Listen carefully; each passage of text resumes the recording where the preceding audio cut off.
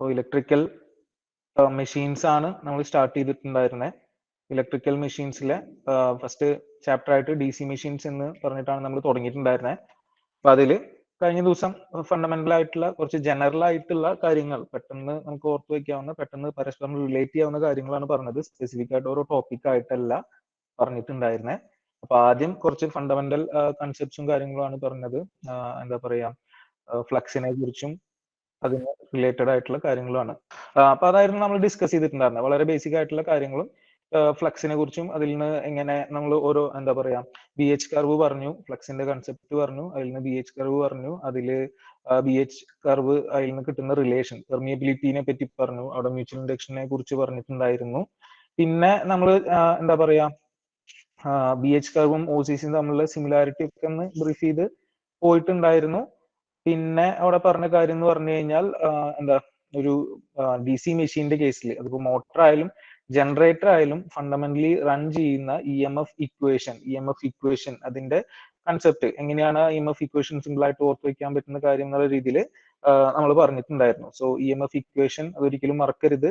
നമുക്ക് ബാക്കി എങ്ങനെ എല്ലാം അതൊക്കെ മനസ്സിലാക്കി പഠിച്ചാലും പഠിച്ചില്ലെങ്കിലും പല കാര്യങ്ങളും ആ ഒരൊറ്റ ഇക്വേഷന്റെ ബേസിൽ ഇപ്പോൾ പ്രോബ്ലംസ് ചോദിക്കുകയാണെങ്കിൽ ചില കേസിൽ ചില എന്താ തിയറി ക്വസ്റ്റ്യൻസും ആ ഒരൊറ്റ ഇക്വേഷന്റെ ബേസിലായിരിക്കും നമുക്ക് ഉണ്ടായിരിക്കുക. ഓക്കെ, അപ്പൊ ആ ഒരെണ്ണം മെയിൻ ആയിട്ട് എന്തായാലും എപ്പോഴും ഓർത്ത് വെക്കണം. അത് മോട്ടർ ആയാലും ജനറേറ്റർ ആയാലും സെയിം ഇക്വേഷൻ ആണ്. ഇക്വേഷൻ എന്തായിരുന്നു? E = 5/60 P/A എന്നുള്ള ഇക്വേഷൻ ആയിരുന്നു. അപ്പൊ അത് ഞാൻ പറഞ്ഞു. എന്താ പറയാ, ജനറേറ്ററും മോട്ടറും തമ്മിലുള്ള വ്യത്യാസം എന്ന് പറഞ്ഞു കഴിഞ്ഞാൽ രണ്ടിലും നമുക്ക് ചേഞ്ച് ഇൻ ഫ്ലക്സ് അല്ലെങ്കിൽ ഫ്ലക്സ് അവിടെ മെയിൻ ആയിട്ടുള്ള ആളാണ്. അതിലേക്ക് നമ്മൾ എന്ത് ഇനി അഡീഷണൽ കൊടുക്കുന്നു എന്നതിനനുസരിച്ചിരിക്കും അത് മോട്ടർ ആയിട്ടാണോ വർക്ക് ചെയ്യാൻ പോകുന്നത്, ജനറേറ്റർ ആയിട്ടാണോ വർക്ക് ചെയ്യാൻ പോകുന്നത് എന്നുള്ളത്.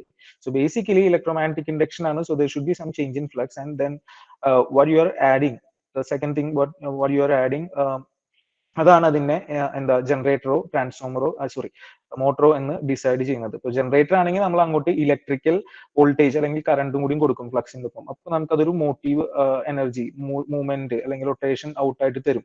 ഇനിയിപ്പോ മോട്ടറിന്റെ കേസിലാണെങ്കിൽ നമ്മൾ ഈ ചേഞ്ച് ഇൻ ഫ്ലക്സ് അല്ലെങ്കിൽ ഫ്ലക്സിലേക്ക് നമ്മൾ അഡീഷണൽ ആയിട്ട് കൊടുക്കുന്നത് എന്താ മോട്ടീവ് പവർ ആണ് അല്ലെങ്കിൽ മൂവ്മെന്റ് ആണ്. അപ്പൊ അതിനനുസരിച്ച് നമുക്ക് അവിടെ എന്ത് കിട്ടും എന്ന് പറഞ്ഞു.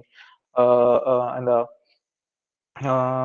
ജനറേറ്ററിലാണെങ്കിൽ നമുക്ക് വോൾട്ടേജ് EMF ഇൻഡ്യൂസ് ചെയ്ത് കിട്ടും. ക്ലോസ്ഡ് സർക്യൂട്ട് ആണെങ്കിൽ കറണ്ടും കിട്ടും. ലെൻസസ് ലോയും കാര്യങ്ങളൊക്കെ അവിടെ അപ്ലിക്കബിൾ ആവും എന്നുള്ള ഓക്കെ, ഇതൊക്കെയാണ് നമ്മൾ പറഞ്ഞിട്ടുണ്ടായിരുന്നത്.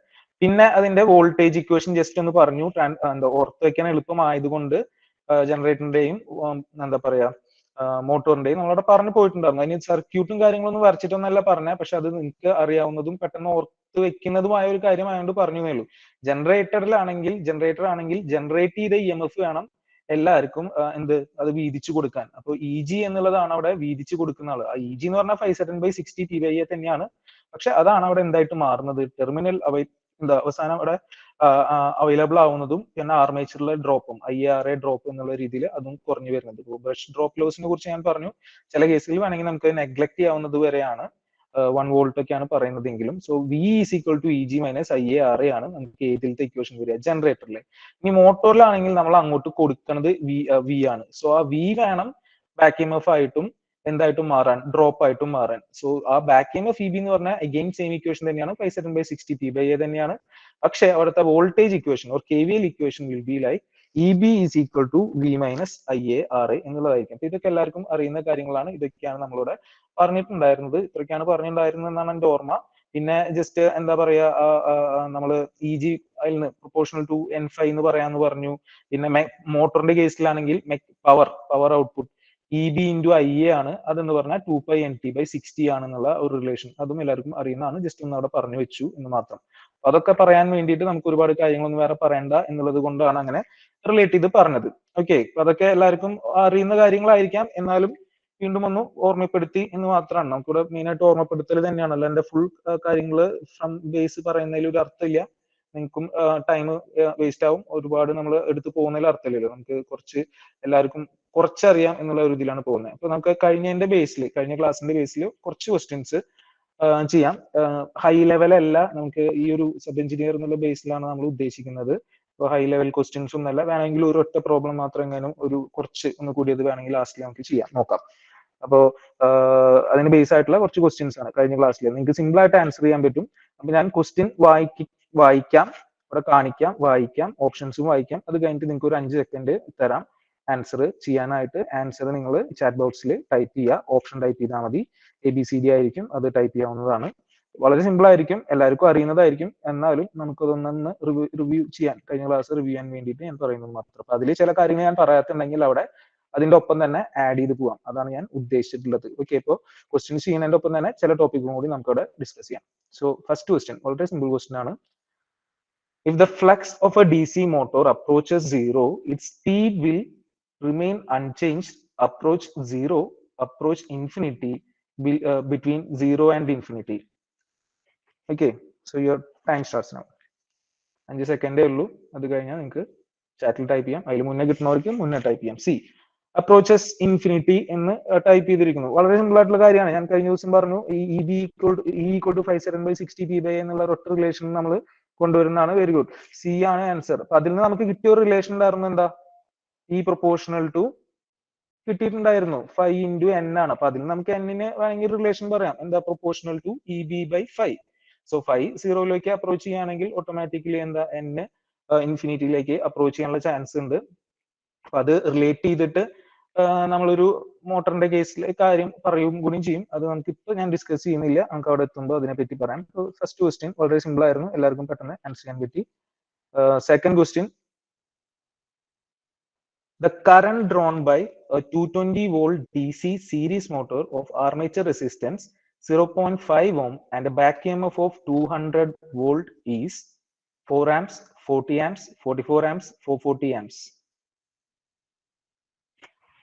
ടൈം സ്റ്റാർട്ട് ചെയ്തു. ആൻസർ ചെയ്യാം.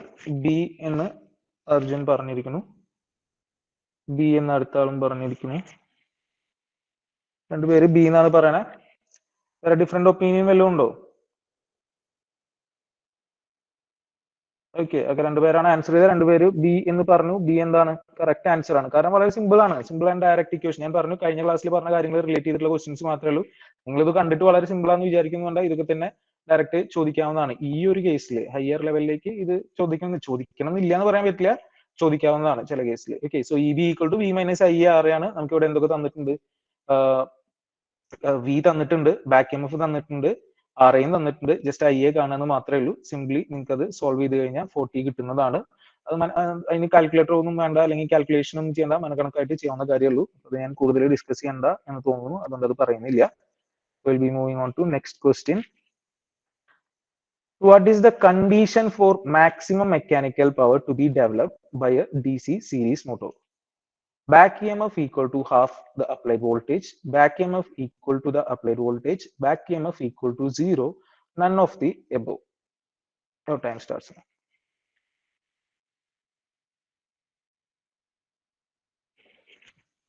എ എന്നൊരാള്, രണ്ടുപേര് എ എന്ന് ആൻസർ ചെയ്തിരുന്നു, 3 പേര് എന്ന് ആൻസർ ചെയ്തിരിക്കുന്നു. ഓക്കെ, എല്ലാവരും എ എന്നാണ് ആൻസർ ചെയ്യുന്നത്.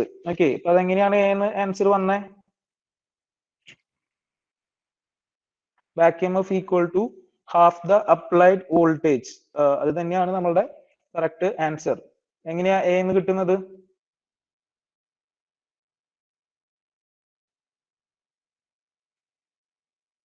വേഗം പറയാം, നമുക്ക് റിവ്യൂ ആണ്. ആൻസർ ഉണ്ടെങ്കിൽ വേഗം പറയാട്ടോ.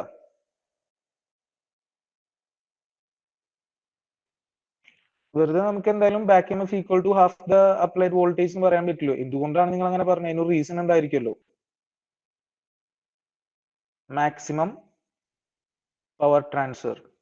ഓക്കെ, അപ്പോ അതായത് നമുക്ക് ഇവിടെ സിംപ്ലി നമുക്കറിയാവുന്ന റിലേഷൻ അത് കൊണ്ടുവരാവുന്ന കാര്യം തന്നെ ഉള്ളൂ. നമുക്ക് അറിയാവുന്ന റിലേഷൻസ് ഒന്ന് ആലോചിച്ച് നോക്കുക. പവറിന്റെ ഇക്വേഷൻ എന്തായിരുന്നു?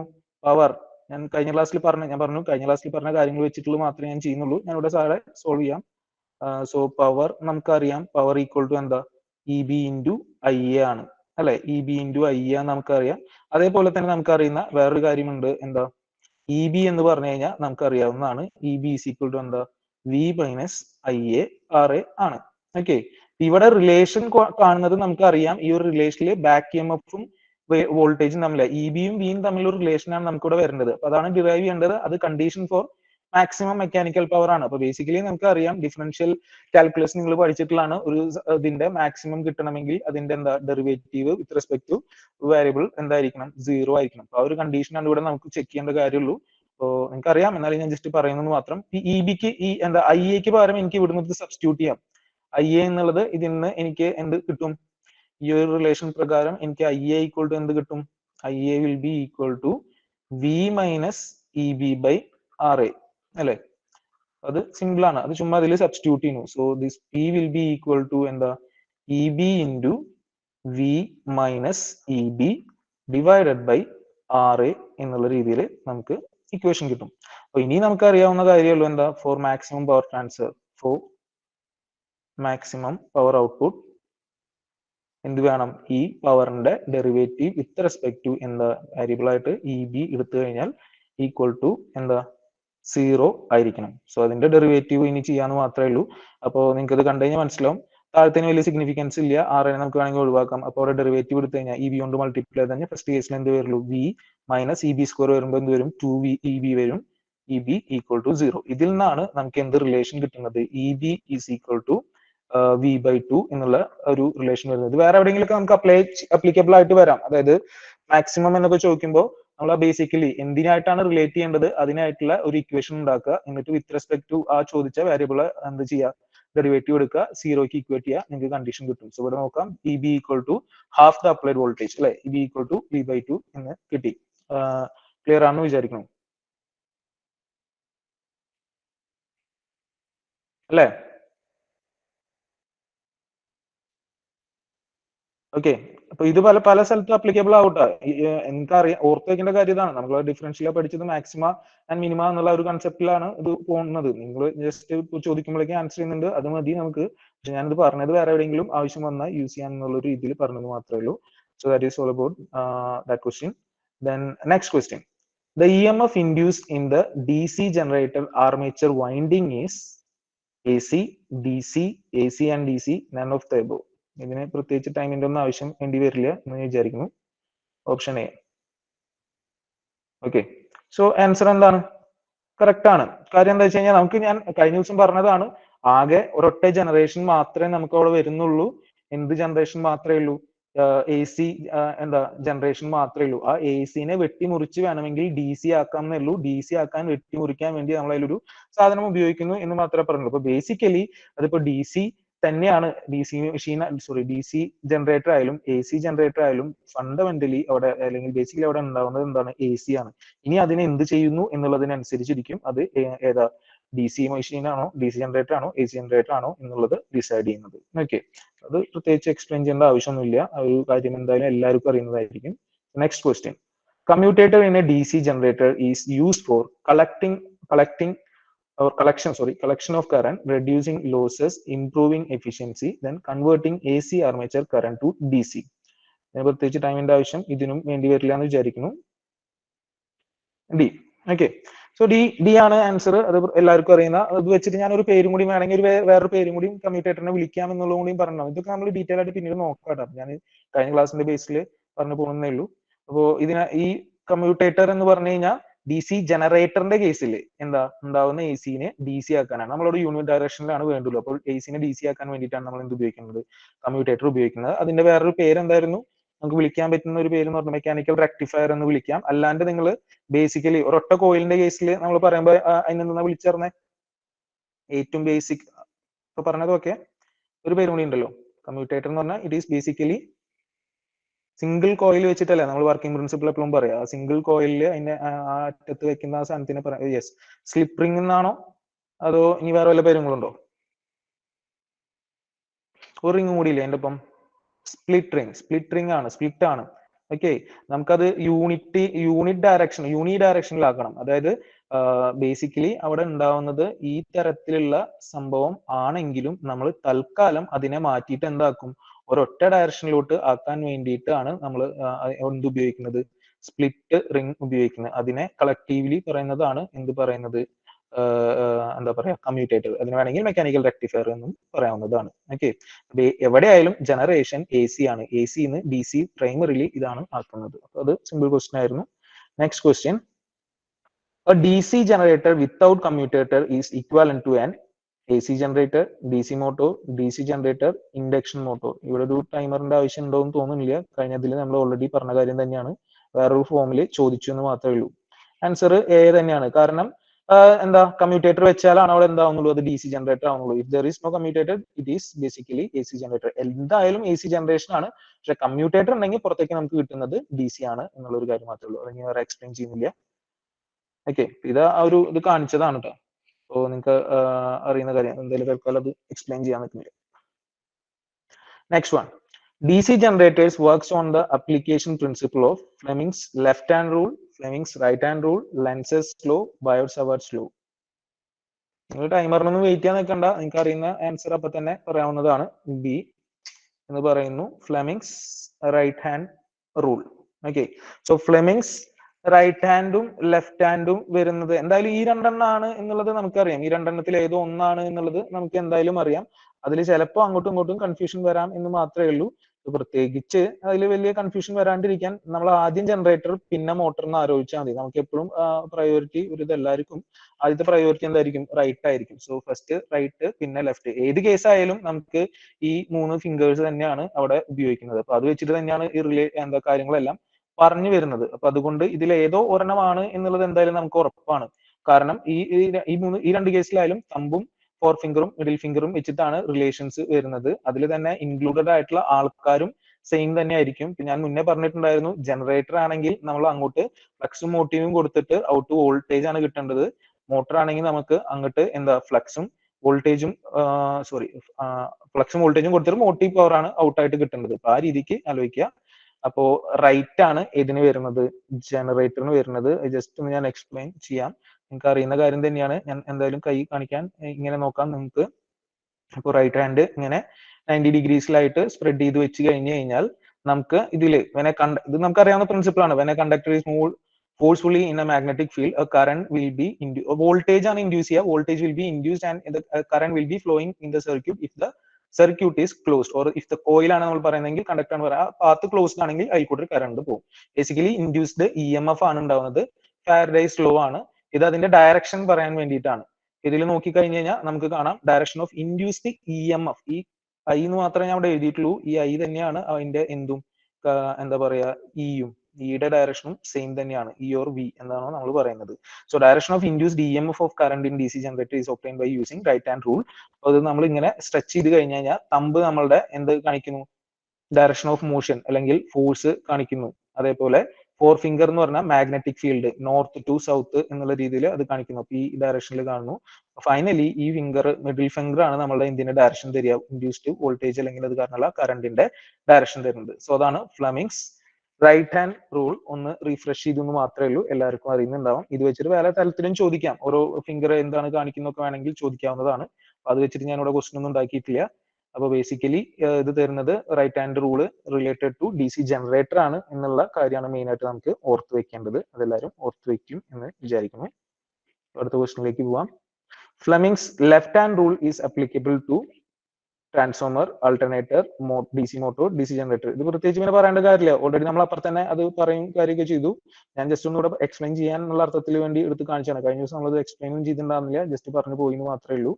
അപ്പൊ അതെന്താണ്, DC മോട്ടർ ആണ്. സോ ലെഫ്റ്റ് ഹാൻഡും എഗെയിൻ സെയിം ഒരേപോലെ തന്നെ സ്ട്രെച്ച് ചെയ്ത് പിടിക്കുക. ഇപ്പൊ ഇതിൽ അത് തരാൻ പോകുന്നത് എന്താണ്, ഡയറക്ഷൻ ഓഫ് റൊട്ടേഷൻ അല്ലെങ്കിൽ ആ മൂവ്മെന്റ് ആണ്, മൂവ്മെന്റിന്റെ ഡയറക്ഷൻ ആണ്. സോ ബേസിക് പ്രിൻസിപ്പിൾ നമുക്കറിയാൻ പോയിട്ടുണ്ട്. When a current carrying conductor is placed in the magnetic field, a mechanical force is exerted on the conductor which makes the conductor move. അതാണ് അവിടെ conductor move ചെയ്യുന്നത്. അപ്പൊ ഫോഴ്സിന്റെ direction കിട്ടാൻ വേണ്ടിയിട്ടുള്ളതാണ്. സോ എഗെയിൻ ഈ കേസിലും എന്താ ഫോർ ഫിംഗർ മാഗ്നറ്റിക് ഫീൽഡിന്റെ ഡയറക്ഷൻ നോർത്ത് ടു സൗത്ത് കാണിക്കുന്നു, കറന്റിന്റെ ഡയറക്ഷൻ ആണ് മിഡിൽ ഫിംഗർ കാണിക്കുന്നത്. അങ്ങനെയാണെങ്കിൽ ഇതിനെ ഏത് ഡയറക്ഷനിലാണ് ഫോഴ്സ്, ഇവിടെ ഒരു ഇത് കാണിച്ചിട്ടുണ്ട് കണ്ടക്ടർ, അതിന് ഏത് ഡയറക്ഷനിലാണ് ഫോഴ്സ് കിട്ടാൻ പോകുന്നത് എന്നുള്ളതാണ് തമ്പ് കാണിക്കാൻ പോകുന്നത്. ഇതൊന്നും എന്തായാലും നിങ്ങൾ തെറ്റിക്കില്ല, ജസ്റ്റ് ഒന്ന് പറഞ്ഞു മാത്രം. പിന്നെ ഇതിന്റെ ഒപ്പം നമ്മൾ ഇൻഡ്യൂസ്ഡ് EMF-ഉം കാര്യങ്ങളൊക്കെ പറയുമ്പോൾ പിന്നെ ഒരെണ്ണുള്ളത് ലെൻസസ് ലോ ആണ്. അത് കഴിഞ്ഞ ദിവസം പറഞ്ഞിട്ടുണ്ടായിരുന്നു തോന്നുന്നു. ജസ്റ്റ് ലെൻസസ് ലോ ആണ്. സോ ലെൻസസ് ലോ എന്ന് പറഞ്ഞു കഴിഞ്ഞാൽ എന്താ ചെയ്യുന്നത്, ഒരു EMF ജനറേറ്റ് ചെയ്യുമ്പോൾ, that is when an EMF is generated by a change in flux. Change in flux ഉണ്ടാകുമ്പോഴാണല്ലോ change in magnetic flux. Then according to Faraday's laws, the polarity of the induced EMF is such as to oppose അതായത് such as it produces a current which or whose magnetic field opposes the change which it produces or opposes the cause. അതായത് നമുക്കൊരു EMF generate ചെയ്യും Faraday's law വെച്ചിട്ട്. അപ്പൊ അത് കാരണം ഉണ്ടാവുന്ന current എന്തിനെ ഒപ്പോസ് ചെയ്യണം, കറണ്ടിന്റെ പൊളാരിറ്റി അല്ലെങ്കിൽ അത് ഫ്ലോ ഡയറക്ഷൻ എന്ന് പറഞ്ഞു കഴിഞ്ഞാൽ അവിടുത്തെ കോസിനെ ഒപ്പോസ് ചെയ്യുക, അതായത് ചേഞ്ച് ഇൻ ഫ്ലക്സിനെ ഒപ്പോസ് ചെയ്യുന്ന രീതിയിലായിരിക്കും. അതിൽ നിന്നാണ് നമ്മൾ ആ റിലേഷൻ പറയുന്നത് എന്താ, E is equal to minus N D five by D T എന്ന് പറയുന്നത്. Basically N D five by D T ആണ് നമ്മൾ പറഞ്ഞു, മൈനസ് വരുന്നത് ഈ ഒരു ഡയറക്ഷനും കൂടി ഇൻക്ലൂഡ് ചെയ്യുമ്പോഴാണ് പറഞ്ഞു. ഇതിൽ നിന്നാണ് എല്ലാം ഇക്വേഷൻസ് ഡിറൈവ് ചെയ്ത് വന്നിട്ടുള്ള രീതിയിലൊക്കെ കാര്യങ്ങൾ നമ്മൾ കഴിഞ്ഞ ദിവസം പറഞ്ഞിട്ടുണ്ടായിരുന്നു. Okay, next question. In a DC machine, torque depends on flux, armature current, both A and B, speed. Simple ആണ്, പ്രത്യേകിച്ച് ഒരാൾക്കും പ്രത്യേകിച്ച് ഒന്നും ആലോചിക്കേണ്ടി വരില്ല. പക്ഷെ ഈ ഒരു സംഭവം ആവശ്യം വരിക നമുക്ക് പ്രോബ്ലം ന്യൂമറിക്കൽ എക്സാമ്പിൾ ചെയ്യുന്ന നേരത്തായിരിക്കും അധികം ഈ ഒരു ഇതിന്റെ റിലേഷൻ ആവശ്യം വരും. കാരണം നമുക്കറിയാം എന്താ, T പ്രൊപ്പോർഷണൽ ടു 5I ആണ്. പിന്നെ ഇത് വെച്ചിട്ടുള്ള നമുക്ക് ക്യാരക്ടറിസ്റ്റിക്സ് ഒക്കെ വരും, ക്യാരക്ടറിസ്റ്റിക്സും അപ്ലിക്കേഷനും. അപ്പൊ ആ ഭാഗത്തേക്കൊക്കെ വരുമ്പോൾ നമുക്കത് നോക്കാം. ഞാൻ കഴിഞ്ഞ ദിവസം ഞാൻ ജസ്റ്റ് ഒന്ന് മെൻഷൻ ചെയ്ത് പോയിട്ടുണ്ടായിരുന്നു, അതുകൊണ്ട് ഒരു ക്വസ്റ്റൻ ആയിട്ട് ആഡ് ചെയ്തെന്ന് മാത്രമേ ഉള്ളൂ. ടോർക്ക് എന്ന് പറഞ്ഞു കഴിഞ്ഞാൽ proportional to phi and product of ഫ്ലക്സും, അതായത് directly proportional flux and armature current ആണ്. ഓക്കെ, ആൻഡ് ഫൈനൽ ക്വസ്റ്റ്യൻ, ഈ ഒരു ഇതിൽ ഞാൻ ആഡ് ചെയ്തിട്ടുള്ള last question. A 4-pole lap wound DC motor is running at 1000 rpm, having 1200 conductors, and the flux density is 10 milliweber. The generated EMF will be 2 volt, 20 volt, 200 volt, 2000 volt. ഇതിന് ചിലപ്പോൾ time ആവശ്യം വരും. ചിലവർ ഭയങ്കര fast ആണെങ്കിൽ പെട്ടെന്ന് കണ്ടുപിടിക്കും. കാൽക്കുലേറ്ററിന് ഇല്ലാണ്ട് നമുക്കിത് ചെയ്യാവുന്ന തന്നെയാണ് കേട്ടോ. കാൽക്കുലേഷൻ ഒന്ന് സ്പീഡ് ആയാൽ മാത്രം മതി. എന്താ വെച്ചാൽ നിങ്ങൾക്ക് അറിയും, ഇക്വേഷൻ ഒക്കെ നിങ്ങൾക്ക് അറിയുന്നത് തന്നെയാണ്. ഇത് ഇനി ലാപ്പ് ഒന്നും പറഞ്ഞില്ലെന്ന് ആലോചിക്കണ്ട, കഴിഞ്ഞ ദിവസം ഞാൻ പറഞ്ഞിട്ടുണ്ടായിരുന്നു ലാപ്പില് എന്താ പറയാ നമ്മളെ റിലേഷൻ ഒക്കെ ഞാൻ പറഞ്ഞിട്ടുണ്ടായിരുന്നതാണ്, അതുകൊണ്ട് ഞാൻ ക്വസ്റ്റ്യൻ ഇട്ടതാണ്, 12 ഇട്ടതാണ്. ഒരുപാട് നേരം എടുക്കും നമുക്ക് ഇത് സോൾവ് ചെയ്യാൻ. എല്ലാവർക്കും എന്തായാലും കറക്റ്റ് ആൻസർ കിട്ടും.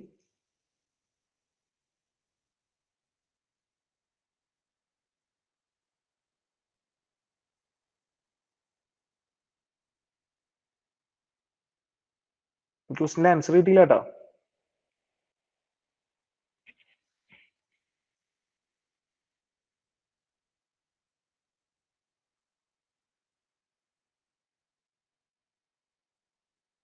നിങ്ങൾ ചെയ്യുന്നോണ്ടാവും ഞാൻ വിചാരിക്കുന്നു. ഓക്കെ, സി എന്ന് പറയുന്ന ഒരാള് 200 വോൾട്ട് ആണെന്ന്. സൂര്യ, എനി അതർ ആൻസേഴ്സ്? 200 തന്നെയാണോ?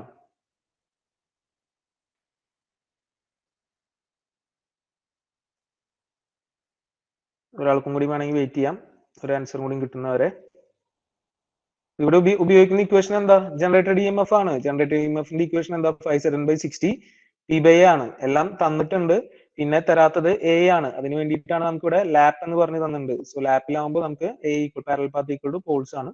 So A equal to P. Okay, C തന്നെയാണ് രണ്ടാളും പറഞ്ഞു. അപ്പോൾ വളരെ സിമ്പിൾ ആണ്, 5/60 P/A. ഇവിടെ ആകെ ശ്രദ്ധിക്കേണ്ട ഒരു കാര്യം ഇതിൽ പറയാവുന്നത് മില്ലി എന്നുള്ളതൊക്കെ നമ്മൾ പെട്ടെന്ന് ചിലപ്പോൾ ശ്രദ്ധിക്കാണ്ട് പോകും. അതായിരിക്കും ഈ ക്വസ്റ്റ്യനിൽ വലിയ ആൻസറിൽ വലിയ മാറ്റം വരുന്നത് ചിലപ്പോൾ. അതൊന്നും ശ്രദ്ധിച്ചോളൂ. പലപ്പോഴും ഫ്ലക്സ് എന്തായാലും അധികം കേസിലും മില്ലി വെബർ ആയിട്ട് തന്നെ ആയിരിക്കും തന്നിട്ടുണ്ടാവും. ഇൻറ്റു 10⁻³ ഇടാൻ മറക്കണ്ട. പിന്നെ ഇതിലത്തെ ലാപ്പ് ആണെന്നുള്ള ഒരു കണ്ടീഷനാണ് P/A. അതെന്തായാലും നിങ്ങൾ തെറ്റിക്കില്ല. തെറ്റിക്കുക ചിലപ്പോൾ ഫ്ലക്സിന് വേഗത്തിൽ ചാടി കയറി ചെയ്യുമ്പോൾ ഉണ്ടാവുക അതായിരിക്കും. കാരണം മിസ്റ്റേക്ക് വരുത്തുക സിമ്പിൾ ക്വസ്റ്റ്യനിൽ നമ്മൾ വളരെ സ്പീഡിൽ ചെയ്യാനുള്ള ഒരു ശ്രമത്തിലായിരിക്കും പലപ്പോഴും മിസ്റ്റേക്ക് വരുത്താൻ സാധ്യത. ഓക്കെ, അത് ക്ലിയർ ആണെന്ന് വിചാരിക്കണം. ഇത്രയാണ് മെയിൻ ആയിട്ട് ഞാൻ ഡിസ്കഷൻ ക്വസ്റ്റ്യൻസ് എന്നുള്ള രീതിയിൽ, simple discussion questions, simply discuss ചെയ്യാൻ പറ്റുന്ന ക്വസ്റ്റ്യൻസ് എന്നുള്ള രീതിയിൽ ഞാൻ ആഡ് ചെയ്തിട്ടുള്ളത്. ഓക്കെ, പിന്നെ കഴിഞ്ഞ ആ പറഞ്ഞ കാര്യങ്ങളിൽ വെച്ചിട്ട് വേണമെങ്കിൽ നമുക്കൊരു പറയാവുന്ന ഒരു ഇത്തിരി വലിയ ക്വസ്റ്റ്യൻ അല്ലെങ്കിൽ ഒരു ഗേറ്റ് ക്വസ്റ്റ്യൻ വേണമെങ്കിൽ ചുമ്മാ അതിൻ്റെ ഒപ്പം ഡിസ്കസ് ചെയ്യാം. അത് അത്ര വലിയ ടഫ് അല്ലാത്തൊരു ക്വസ്റ്റ്യൻ ആയതുകൊണ്ട്. ഇതുവരെ ഓക്കെ അല്ലേ, ക്ലിയർ അല്ലേ?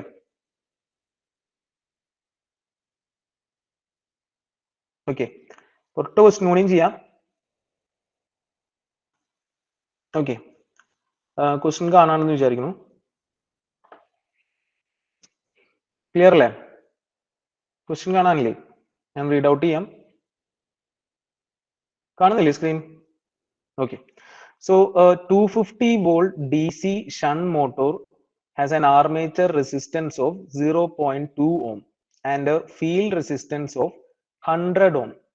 When the motor is operated on no load at rated voltage, it gives an armature current of 5 ampere and runs at 1200 rpm. Okay. When a load is coupled to the motor, it draws a total line current of 50 ampere at rated voltage with a 5% reduction in the air gap flux due to armature reaction. Voltage drop across the brushes can be taken as 1 volt per brush under all operating conditions. The speed of the motor in RPM under this loaded condition is closest to. Okay. ഞാൻ question ഒന്ന് വായിക്കാൻ വേണ്ടി മുഴുവനായിട്ട് വായിച്ചു എന്നേ ഉള്ളൂ. നമുക്കത് വായിക്കുമ്പോൾ തന്നെ പല കാര്യങ്ങളും അവിടുന്ന് നോക്കി നോക്കി പോവാണ് ശരിക്കും വേണ്ടത്. എന്നിട്ട് രണ്ട് തരത്തിൽ ഇത് ചെയ്യാവുന്നതാണ്. ഫുൾ ഇക്വേഷൻ എന്ന റിലേഷൻസ് എഴുതി സിംപ്ലിഫൈ ചെയ്ത് ചെയ്യാവുന്നതാണ് സമയമുണ്ടെങ്കിൽ. അല്ലാണ്ട് ചുമ്മാ നമുക്കൊരു ബേസിക് റിലേഷൻ വെച്ചിട്ട് ഒരു ഗസ് വർക്ക് വെച്ചിട്ട് വേണമെങ്കിൽ ആൻസറിലേക്ക് എത്താവുന്നതാണ്. ഓക്കെ. അപ്പൊ രണ്ട് രീതിയിൽ നമുക്ക് ഇതിനെ ആൻസർ ചെയ്യാൻ പറ്റും. നിങ്ങൾ ആരെങ്കിലും ഇതിനെ ആൻസർ ചെയ്യാൻ ശ്രമിക്കുന്നുണ്ടോ? ഉണ്ടെങ്കിൽ ഞാനൊന്ന് റിലേഷൻ നേരം വെയിറ്റ് ചെയ്യാം, എന്നിട്ട് ഞാൻ പറയാം. ഉണ്ടെങ്കിൽ യെസ് എന്ന് പറയാം. സോൾവ് ചെയ്യാൻ ശ്രമിക്കുന്നുണ്ടെങ്കിൽ ഞാൻ സമയം തരാം. ഉണ്ടോ? ഉണ്ടെങ്കിൽ ഒന്ന് യെസ് പറയണേ, ഇല്ലെങ്കിൽ എനിക്ക് എക്സ്പ്ലെയിൻ ചെയ്ത് പോകാലോ. കഴിഞ്ഞ ക്ലാസ് പറഞ്ഞ കാര്യങ്ങൾ തന്നെ, ആ ബേസിക് റിലേഷൻ തന്നെയുള്ളൂ. ഇനി ഇവിടെ ഒരു പുതിയ കാര്യം പറഞ്ഞത് ആർമേച്ചർ റിയാക്ഷൻ. അത് തൽക്കാലം അതിനെ കുറിച്ച് അറിഞ്ഞില്ലെങ്കിലും ഇത് ചെയ്യാൻ പറ്റും. ആർമേച്ചർ റിയാക്ഷന്റെ എഫക്റ്റ് ആണ് അവിടെ പറഞ്ഞിട്ടുള്ളത്. ഫ്ലക്സിൽ ഒരു റിഡക്ഷൻ അത്രേ പറഞ്ഞിട്ടുള്ളൂ. ആർമേച്ചർ റിയാക്ഷൻ ഒക്കെ നമുക്ക് പിന്നീട് നോക്കാം. ഒന്ന് റിപ്ലൈ ചെയ്യാട്ടാ, യെസ് ഓർ നോ. വെയിറ്റ് ചെയ്യണോ വേണ്ടയോ? നിങ്ങൾ ചെയ്യുന്നുണ്ടോ ഇല്ലയോ? യെസ് ആയാലും നോ ആയാലും കുഴപ്പമില്ല, ഒന്ന് പറഞ്ഞാൽ മതി. നോ. ഓക്കെ, ഒരാൾ നോ പറഞ്ഞു. No. Okay okay, fine fine. അപ്പോ നമുക്ക് ക്വസ്റ്റ്യൻ ഒന്ന് വായിക്കുമ്പോൾ, ഇങ്ങനത്തെ ലെങ്തി ക്വസ്റ്റ്യൻ ഒക്കെ വായിക്കുമ്പോൾ അതിന്റെ ഒപ്പം തന്നെ പറ്റാവുന്ന കാര്യങ്ങൾ നോട്ട് ചെയ്ത് പോവുക. ഓക്കെ. ഇവിടെ തന്നിട്ടുള്ള കാര്യങ്ങൾ അത് നിങ്ങൾക്ക് മനസ്സിൽ ഓർത്ത് വെക്കണമെങ്കിൽ മനസ്സിൽ ഓർത്ത് വെക്കാം. ഇവിടെ റഫ് പേപ്പർ ഉണ്ടെങ്കിൽ റഫ് പേപ്പറിൽ എഴുതണമെങ്കിൽ എഴുതി വെക്കാം. അതെങ്ങനെയാണെന്ന് വെച്ച് കഴിഞ്ഞാൽ നിങ്ങളുടെ ഇഷ്ടം, അത്രേ ഉള്ളൂ. അല്ലാണ്ട് അതിന് പ്രത്യേകിച്ച് കാര്യങ്ങളൊന്നുമില്ല. നമുക്ക് ഫൈനലി എന്ത് കിട്ടിയാൽ മതി? ആൻസർ കിട്ടിയാൽ മതി. സോ 250 വോൾട്ട് DC മോട്ടർ ആണ്. സോ എന്താ വി തന്നിട്ടുണ്ട്, എത്രയാണ്? 250 ആണെന്ന് തന്നിട്ടുണ്ട്. ഓക്കെ, ഒരു സെക്കൻഡ് സോറി, ഒന്ന് ചേഞ്ച് ചെയ്യുന്നുണ്ട്, ഒന്ന് വെയിറ്റ് ചെയ്യണേ. നിങ്ങൾ എപ്പോഴേക്കും തന്ന ഡാറ്റ വേണമെങ്കിൽ എഴുതുന്നവരാണെങ്കിൽ എഴുതിക്കോളൂ. ഒരു സെക്കൻഡ്. അപ്പോൾ നമുക്ക് ബേസിക്കലി ഇവിടെ തന്നിട്ടുള്ള കാര്യം വോൾട്ടേജ് തന്നിട്ടുണ്ട്. അത് വായിക്കുമ്പോൾ നിങ്ങൾ മനസ്സിലാലോചിച്ച് വെച്ചാലും മതി, എഴുതി വെക്കണമെങ്കിൽ എഴുതി വെക്കാം. 250 വോൾട്ട് തന്നിട്ടുണ്ട്. ഞാനിപ്പോൾ തൽക്കാലം ഇത് സോൾവ് ചെയ്യാന്നുള്ള അർത്ഥത്തിൽ ഞാൻ ആർമേച്ചർ റെസിസ്റ്റൻസ് തന്നിട്ടുണ്ട്. R എന്ന് പറഞ്ഞു കഴിഞ്ഞാൽ 0.2 ആണെന്ന് തന്നിട്ടുണ്ട്. അതും ഞാൻ ഇവിടെ ജസ്റ്റ് നോട്ട് ചെയ്ത് വെക്കുന്നു. ആൻഡ് ഫീൽഡ് റെസിസ്റ്റൻസ് തന്നിട്ടുണ്ട്, RF തന്നിട്ടുണ്ട്. ഇത് ഓൾറെഡി പറഞ്ഞത് മോട്ടോർ ഷണ്ടാന്നുള്ളത് നിങ്ങൾക്ക് അറിയാം എന്നുള്ള അർത്ഥത്തിലാണ് ഞാൻ ഇവിടെ ചെയ്യുന്നത്. ഷണ്ട് എന്ന് പറഞ്ഞു കഴിഞ്ഞാൽ സീരീസ് പാരലൽ ആയിട്ടാണ് കണക്ട് ചെയ്തിട്ടുണ്ടാവുക. സോ RF നോ RSH നോ എന്താ വെച്ചാൽ നിങ്ങൾക്ക് ആലോചിക്കാം. അപ്പോ ഷണ്ട് 100 ഓം ആണ്. അപ്പൊ അതിനൊരു സിഗ്നിഫിക്കൻസ് ഉണ്ട്. അപ്പൊ രണ്ട് പാത്തും ഡിഫറെന്റ് ആണ്. നമുക്ക് എന്താ ആർമേച്ചറിന് അക്രോസ് ആയിട്ടുള്ള ഒരു കറണ്ട് ആണ് ആർമേച്ചർ കറണ്ട് എന്ന് പറയുന്നത്. അതേപോലെ ഷണ്ട് ഫീൽഡ് വൈൻഡിങ് വേറെ അവിടെ അഡീഷണൽ ആയിട്ടുണ്ട്. അപ്പൊ ആ രണ്ടിന്റെയും റെസിസ്റ്റൻസ് നമുക്ക് സെപ്പറേറ്റ് ആയിട്ട് തന്നിട്ടുണ്ട്. ഇതെന്ന് പറഞ്ഞു കഴിഞ്ഞാൽ 0.2 ആയിട്ട് തന്നിട്ടുണ്ട്. ഇതെന്ന് പറഞ്ഞാൽ 100 ആയിട്ട് തന്നിട്ടുണ്ട്. ഇത് ജസ്റ്റ് ഞാൻ മനസ്സിലാക്കാൻ പറയുന്നതാണ്. പലപ്പോഴും നിങ്ങൾക്ക് ഇത് മനസ്സിലാലോചിച്ച് ചെയ്യാവുന്ന കാര്യങ്ങളേ ഉള്ളൂ. ഇനി when motor is operated on no load, question വായിക്കുമ്പോൾ ശ്രദ്ധിക്കുക. ഇവിടെ തന്നിട്ടുള്ളത് ആദ്യത്തെ കാര്യം നോ ലോഡ് ആണ്, അറ്റ് റേറ്റഡ് വോൾട്ടേജ് ആണ്. അപ്പോ നോ ലോഡ് റേറ്റഡ് വോൾട്ടേജിലെ ഒരു കണ്ടീഷൻ ആണ് അവിടെ തന്നിട്ടുള്ളത്. എന്താ കണ്ടീഷൻ തന്നിട്ടുള്ളത്? ആർമേച്ചർ കറണ്ട് തന്നിട്ടുണ്ട്, IA ഈക്വൽ ടു 5 ആണെന്ന് തന്നിട്ടുണ്ട്. ഇവിടെ രണ്ട് കറണ്ടേ വരുള്ളൂ നമുക്കറിയാം. ഒന്ന് IA ആണ്, പിന്നെ ഒന്ന് ISH അല്ലെങ്കിൽ IF ആണ്. അത് രണ്ടും കൂടിയതാണ് നമ്മളുടെ അടുത്ത ടോട്ടൽ കറണ്ട് I. അതെല്ലാവർക്കും അറിയുന്ന കാര്യമാണ്. I equal to IA plus ISH. Okay, ഇതാണ് നമുക്ക് ഉള്ള കറണ്ട്. അപ്പൊ ഫസ്റ്റത്തെ കേസിൽ നോ ലോഡ് ആണ്. നോ ലോഡിൽ ആർമേച്ചർ കറണ്ട് എന്താന്ന് തന്നിട്ടുണ്ട്? 5 ആംപിയർ ആണ് തന്നിട്ടുണ്ട്. അതേ സമയത്തുള്ള സ്പീഡ് തന്നിട്ടുണ്ട് N1 വേണമെങ്കിൽ എടുക്കാം, അല്ലെങ്കിൽ N0 എന്ന് വേണമെങ്കിൽ എടുക്കാം. സ്പീഡ് 1200 ആണ് തന്നിട്ടുണ്ട്. അപ്പൊ ഇത് നമ്മൾ അവിടുന്ന് റീഡ് ചെയ്തു, നോ ലോഡിലത്തെ കണ്ടീഷൻ. ഇനി അടുത്തത് കണ്ടീഷൻ പറയുന്നത് എന്താ? When load is connected to the motor, load connect ചെയ്തപ്പോ ലൈൻ കറണ്ട് 50 ആംപിയർ ആണ്. ലൈൻ കറണ്ട് എന്ന് പറഞ്ഞാൽ ലൈനിൽ നിന്ന് വലിക്കുന്ന കറണ്ട് മോട്ടോർ. അപ്പൊ I ആണ് തന്നിട്ടുള്ളത്. എന്താ ലോഡിന്റെ കേസിൽ I നമുക്ക് തന്നിട്ടുണ്ട് എത്രയാണ്? 50 ആംപിയർ ആണ് എന്ന് തന്നിട്ടുണ്ട്. ഓക്കെ, ഈ രണ്ട് കേസിലും നമ്മൾ ഇതിന്റെ ഒപ്പം ഓർത്ത് വെക്കേണ്ട ഒരു കാര്യം എന്ന് പറഞ്ഞു കഴിഞ്ഞാൽ, ആദ്യത്തെ IA ഉണ്ട്. IAയുടെ ഒപ്പം തന്നെ നമുക്ക് ഇവിടെ എന്ത് വരും? ഒരു എന്താ ഫീൽഡ് ഉണ്ടല്ലോ, ഷൻ ഫീൽഡ് ഉണ്ടല്ലോ. ഷൻ ഫീൽഡിന് അക്രോസ് ഉള്ള കറണ്ട് ശരിക്കും പറഞ്ഞാൽ നമുക്ക് ഈ റെസിസ്റ്റൻസ് വായിച്ചു പോണതിന്റെ ഒപ്പം തന്നെ അത് എഴുതി വെക്കാവുന്നതായിരുന്നു. എന്താ കറണ്ട് ഷൺഫീൽഡിന് അക്രോസ് ഉള്ള കറണ്ട് വോൾട്ടേജ് 250 ആണ്, റെസിസ്റ്റൻസ് 100 ആണ്. ISH എന്തായാലും എന്തായിരിക്കും ത്രൂ ഔട്ട് ISH എന്ന് പറഞ്ഞാൽ 2.5. അത് നമുക്ക് തുടക്കത്തിലേ നോട്ട് ചെയ്ത് പോകാവുന്നതാണ്. സോ ഈ 2.5 ആണ് അതിൽ നിന്നുള്ളത്. അപ്പൊ ഫസ്റ്റത്തെ കേസിൽ നമുക്ക് ഐ ഉണ്ട്. സെക്കൻഡ് കേസിൽ അപ്പൊ ഐ എന്ന് പറയുന്നത് ജസ്റ്റ് ഒന്ന് കണ്ടുവരും, കാരണം ഐ ആണ് തന്നിട്ടുള്ളത്, ലൈൻ ആണല്ലോ തന്നിട്ടുള്ളത്. അതിന് 2.5 പോയതിനു ശേഷം ബാക്കിയാണ് ഐ ഉണ്ടാവുക. സോ ഐ എന്ന് പറഞ്ഞാൽ എന്താ ഉണ്ടാവുക 47.5 ആംപിയർ ആണ്. ഈ ഒരു ഡാറ്റ അതേപോലെ തന്നെ ഈ സമയത്ത് ഫ്ലക്സ് എന്ന് പറഞ്ഞു കഴിഞ്ഞാൽ എന്തെന്ന് പറഞ്ഞിട്ടുണ്ട്, it draws A total line current of 50 ampere at rated voltage ആണ്, അതിൽ മാറ്റമൊന്നുമില്ല. വിത്ത് 5% reduction in air gap flux. So 5 എന്ന് പറയുന്നത് നേരത്തെ കേസിൽ നമ്മൾ 50 എന്ന് പറഞ്ഞു കഴിഞ്ഞാൽ നമ്മൾ അസ്യൂം ചെയ്യുക 5 ആണെങ്കിൽ, ഇപ്പോഴത്തെ കേസിൽ 5 ലോഡഡ് എന്ന് വേണമെങ്കിൽ വിചാരിക്കാം. 5 ലോഡഡ് ആയിട്ടുള്ള കേസിൽ എന്താ 5% കുറഞ്ഞു. അപ്പൊ എന്ത് വരും 0.955 എന്നുള്ള രീതിയിലേക്ക് മാറും. ഓക്കെ, ക്ലിയർ അല്ലേ? അത് എന്തുകൊണ്ടാണെന്നാണ് ഇവിടെ പറഞ്ഞിട്ടുള്ളത്. ഡ്യൂ ടു ആർമേച്ചർ റിയാക്ഷൻ ആണ് അത് ആ കുറച്ചിൽ വരുന്നത് എന്ന് അവർ പറഞ്ഞിട്ടുണ്ട്. അതൊന്നും തൽക്കാലം നമ്മൾ ആലോചിക്കേണ്ട. എന്തോ അവിടെ കുറഞ്ഞു, ഫ്ലക്സ് കുറഞ്ഞു. ഇത്രയാണ് ഡാറ്റ അവിടെ തന്നിട്ടുള്ളത്. പിന്നെ അവിടെ തന്നിട്ടുള്ളത് voltage drop across brushes can be taken as 1 volt എന്ന്. VB equal to 1 volt. അതിപ്പോ നിങ്ങൾ എടുത്താലും എടുത്തില്ലെങ്കിലും വലുതായിട്ടൊരു മാറ്റമൊന്നും ഇവിടെ വരാൻ പോകുന്നില്ല. അപ്പൊ അത് വേണമെങ്കിൽ എടുത്താൽ മതി under all operating condition. Then the speed of the motor in RPM under this loaded condition is closest to. അതാണ് ഇവിടെ ചോദിച്ചിട്ടുള്ള കാര്യം. ഇവിടെ നമ്മൾ ഉപയോഗിക്കേണ്ടത് ബേസിക്കലി ഒറ്റ റിലേഷൻ ആണ് ബേസിക്കലി ഇവിടെ ഉപയോഗിക്കേണ്ടത്. ആ റിലേഷൻ എന്താ റിലേഷൻ? ഇത് നമ്മൾ ഇന്ന് കഴിഞ്ഞ ദിവസം പറഞ്ഞാണ്, ഇന്നും ആദ്യം തന്നെ ഡിസ്കസ് ചെയ്ത കാര്യം തന്നെയാണ്. എന്താണ് ആ relation? EB proportional to phi n എന്നുള്ളതാണ്. നിങ്ങൾ ആലോചിക്കുക, നമുക്ക് ഇവിടെ പറഞ്ഞിട്ടുള്ള കാര്യങ്ങളിൽ നമുക്ക് എന്തൊക്കെയാണ് വരുന്നത്? ഒന്ന് ഫ്ലക്സ് കുറഞ്ഞ കാര്യമാണ് പറഞ്ഞിട്ടുള്ളത്, പിന്നെ സ്പീഡാണ് കണ്ടുപിടിക്കേണ്ടത് അല്ലെ? എന്താ പറയാ, സ്പീഡ് ഓഫ് ദ മോട്ടർ ആണ് കണ്ടുപിടിക്കേണ്ടത്. അപ്പൊ ഫ്ലക്സും സ്പീഡും എന്തായാലും വരണം. പിന്നെ അവിടെ കിട്ടാവുന്ന കാര്യം എന്ന് പറഞ്ഞു കഴിഞ്ഞാൽ നമുക്ക് EB ആണ്. കാരണം നമുക്ക് സപ്ലൈ വോൾട്ടേജ് ഉണ്ട്, ആർമേച്ചർ കറന്റ് ഉണ്ട്, ആർമേച്ചർ റെസിസ്റ്റൻസ് ഒക്കെ ഉണ്ട്. അത്ര മാത്രം വെച്ച് നമുക്ക് രണ്ട് കേസിൽ നോഡോട്ട് EB കാണാം, മറ്റേ കേസിലെയും EB കാണാവുന്നതാണ്. അപ്പൊ ഈ ഒരു റിലേഷൻ, കാരണം കോൺസ്റ്റന്റ് വോൾട്ടേജ് ആണെന്നൊക്കെ പറഞ്ഞിട്ടുണ്ട്, അപ്പൊ ഈ ഒരു റിലേഷൻ മാത്രം ഉപയോഗിച്ചിട്ട് നമുക്ക് അത് ചെയ്യാം. ഇതാണ് ഡയറക്റ്റ് ആയിട്ടുള്ള മെത്തേഡ് പറഞ്ഞിട്ട് ഡീറ്റെയിൽ ആയിട്ട് നമ്മൾ ചെയ്തു വരുന്നത്. ഇതൊരു ഗേറ്റ് ക്വസ്റ്റൻ ആണ്, അതുകൊണ്ടാണ് നിങ്ങൾക്ക് ഇത്ര ചെയ്യേണ്ടി വരുന്നത്. ഞാൻ നിങ്ങൾക്ക് ഇത് വെച്ചിട്ട് സിമ്പിൾ ആയിട്ട് ചെയ്യാൻ പറ്റുന്ന ഒരു കാര്യം പറഞ്ഞു എന്നേ ഉള്ളൂ. സോ അപ്പൊ നമുക്ക് ഇവിടെ ഫസ്റ്റ് കേസിൽ EB0 എന്ന് പറയാം. EB0 എന്ന് പറഞ്ഞു കഴിഞ്ഞാൽ ഈക്വൽ ടു എന്താ ഒന്ന് പറഞ്ഞേ? പ്രത്യേകിച്ചൊന്നുമില്ല. EB എന്ന് പറഞ്ഞു കഴിഞ്ഞാൽ V - അറിയുന്ന കാര്യമാണ്, അതുകൊണ്ടാണ് ഞാൻ പറയാത്തെ. EB equal to V - IR ആണ്. V എന്ന് പറയുന്നത് ഫിക്സഡ് ആണ്, 250 ആണ്. IA നമുക്ക് ഓരോ കേസിലും ഡിഫറെന്റ് ആവും. 6.2 എന്നറിയാം. ഫസ്റ്റ് കേസിൽ അപ്പൊ എന്ത് വരും? 250 മൈനസ് 2.5 ഇൻറ്റു 0.2 എത്ര വരിക എന്ന് പറഞ്ഞാൽ 249.5 എന്ന് പറഞ്ഞു. 249.5 വരും. അപ്പൊ അതവിടെ നിൽക്കട്ടെ. അതേപോലെ സെക്കൻഡ് കേസിൽ അത് വേണമെങ്കിൽ EBL എന്ന് വിളിക്കാം. EBL എന്ന് പറഞ്ഞു കഴിഞ്ഞാൽ ഇതേപോലെ ചെയ്യുകയാണെങ്കിൽ നമ്മൾ എന്ത് മാറ്റണം? IA മാറിയിട്ട് എത്രയാവും? 47.5 ആവും. അപ്പൊ ആ രീതിയിൽ അത് ചെയ്ത് കഴിഞ്ഞാൽ കിട്ടുക എത്രയാ? ഇത് കറക്റ്റ് എക്സാക്ട് ആയിട്ട് ചെയ്യേണ്ടതാണ് കേട്ടോ. ഇങ്ങനെ എക്സാക്ട് ആയിട്ട് ചെയ്ത് നോക്കണം നിർബന്ധമൊന്നുമില്ല. 240.5 എന്നാണ് കിട്ടുക. ഓക്കെ, അപ്പൊ പിന്നെ ഇനി പ്രത്യേകിച്ച് ചെയ്യാനൊന്നുമില്ല. EB proportional to phi n എന്നുള്ള റിലേഷൻ പ്രകാരം നമ്മളത് ജസ്റ്റ് ഈ രണ്ട് കണ്ടീഷനിലേക്ക് ഒരു എന്താ ഫ്രാക്ഷൻ ആയിട്ട്, റേഷ്യോ ആയിട്ട് എഴുതുമല്ലോ. എന്താ എഴുതുക? EB0 divided by EBL. EBL is equal to എന്താ 50 വേണമെങ്കിൽ N0 എന്ന് വിളിക്കാം, ഡിവൈഡഡ് ബൈ 5L NL എന്ന് ഞാൻ വിളിക്കുന്നു.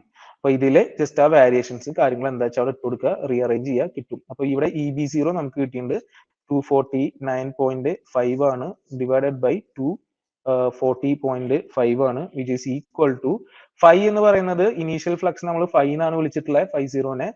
സ്പീഡ് എന്ന് പറഞ്ഞു കഴിഞ്ഞാൽ എത്ര? 1200 RPM ആണ്, അതും നമുക്കറിയാം. ഡിവൈഡഡ് ബൈ പുതിയ ഫ്ലക്സ് എന്താ 0.95 ആയിട്ട് കുറഞ്ഞിട്ടുണ്ട്, 5% റിഡക്ഷൻ വന്നു എന്ന് പറഞ്ഞു. ഫ്ലക്സ് വന്നു ഇൻറ്റു N ആണ് നമുക്ക് കണ്ടുപിടിക്കേണ്ടത്. ഇത് ക്യാൻസൽ ചെയ്യും. ഇത് സോൾവ് ചെയ്ത് കഴിഞ്ഞാൽ നമുക്ക് എക്സാക്ട് വാല്യൂ ഓഫ് N കിട്ടും. എക്സാക്ട് വാല്യൂ ഓഫ് N കിട്ടും. പക്ഷെ ഞാൻ ഇവിടെ ബ്രഷ് ഡ്രോപ്പ് ലോസ് നെഗ്ലക്ട് ചെയ്തിട്ടുണ്ട്. അത് വലിയൊരു മാറ്റം വരുത്താൻ പോകുന്നില്ല. അതിൽ ഇട്ട് കഴിഞ്ഞാലും എക്സാക്ട് വാല്യൂ ഓഫ് N എന്ന് പറഞ്ഞു കഴിഞ്ഞാൽ കിട്ടാൻ പോകുന്നത് അറേഞ്ച് ചെയ്തിട്ടുണ്ടോ? ചെയ്യുന്നുണ്ടോ? ചുമ്മാ ഒന്ന് സ്പീഡ് ഒക്കെ ചെക്ക് ചെയ്യാൻ വേണ്ടി ചെയ്യാന്ന് മാത്രമേ ഉള്ളൂ. ചെയ്യുന്നുണ്ടോ ആരെങ്കിലും? ഇല്ല. ഓക്കെ ഓക്കെ ഓക്കെ ഓക്കെ എന്നാ ആൻസർ ഒന്ന് പറയൂ വേഗം.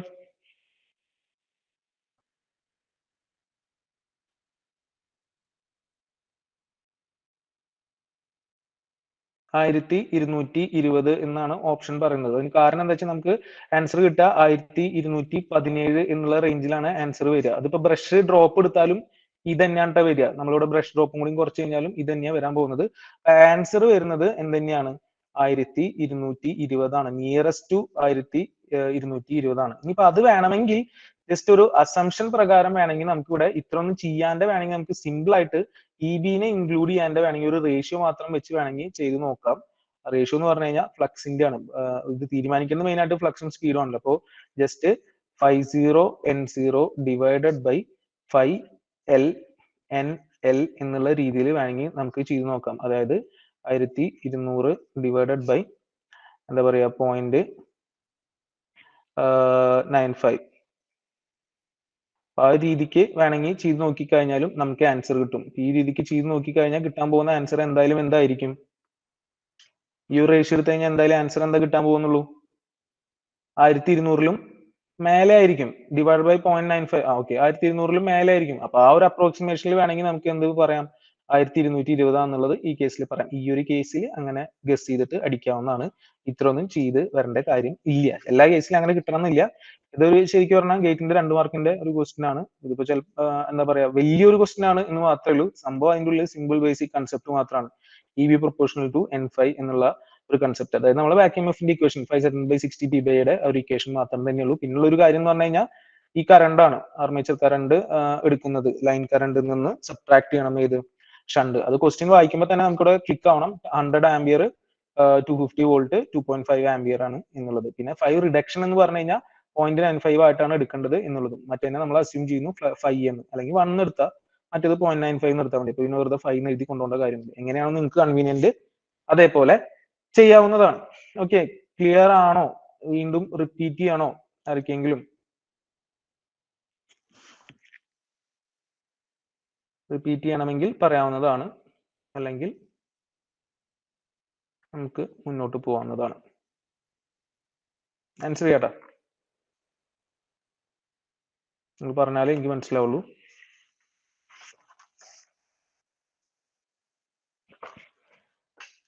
Yes or no?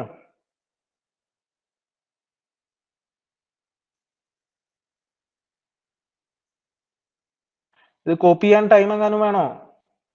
ക്ലിയർ ആണോ? ക്ലിയർ. ഓക്കെ, ബാക്കിയുള്ളവർ? ഓക്കെ, ഞാൻ കോപ്പി എങ്ങാനും ചെയ്യുന്നുണ്ടോ എന്ന് എനിക്ക് അറിയില്ല. അപ്പൊ അതുകൊണ്ട് ഞാൻ വെയിറ്റ് ചെയ്യണമെങ്കിൽ വെയിറ്റ് ചെയ്യാം, അല്ലെങ്കിൽ മുന്നോട്ട് പോവാം.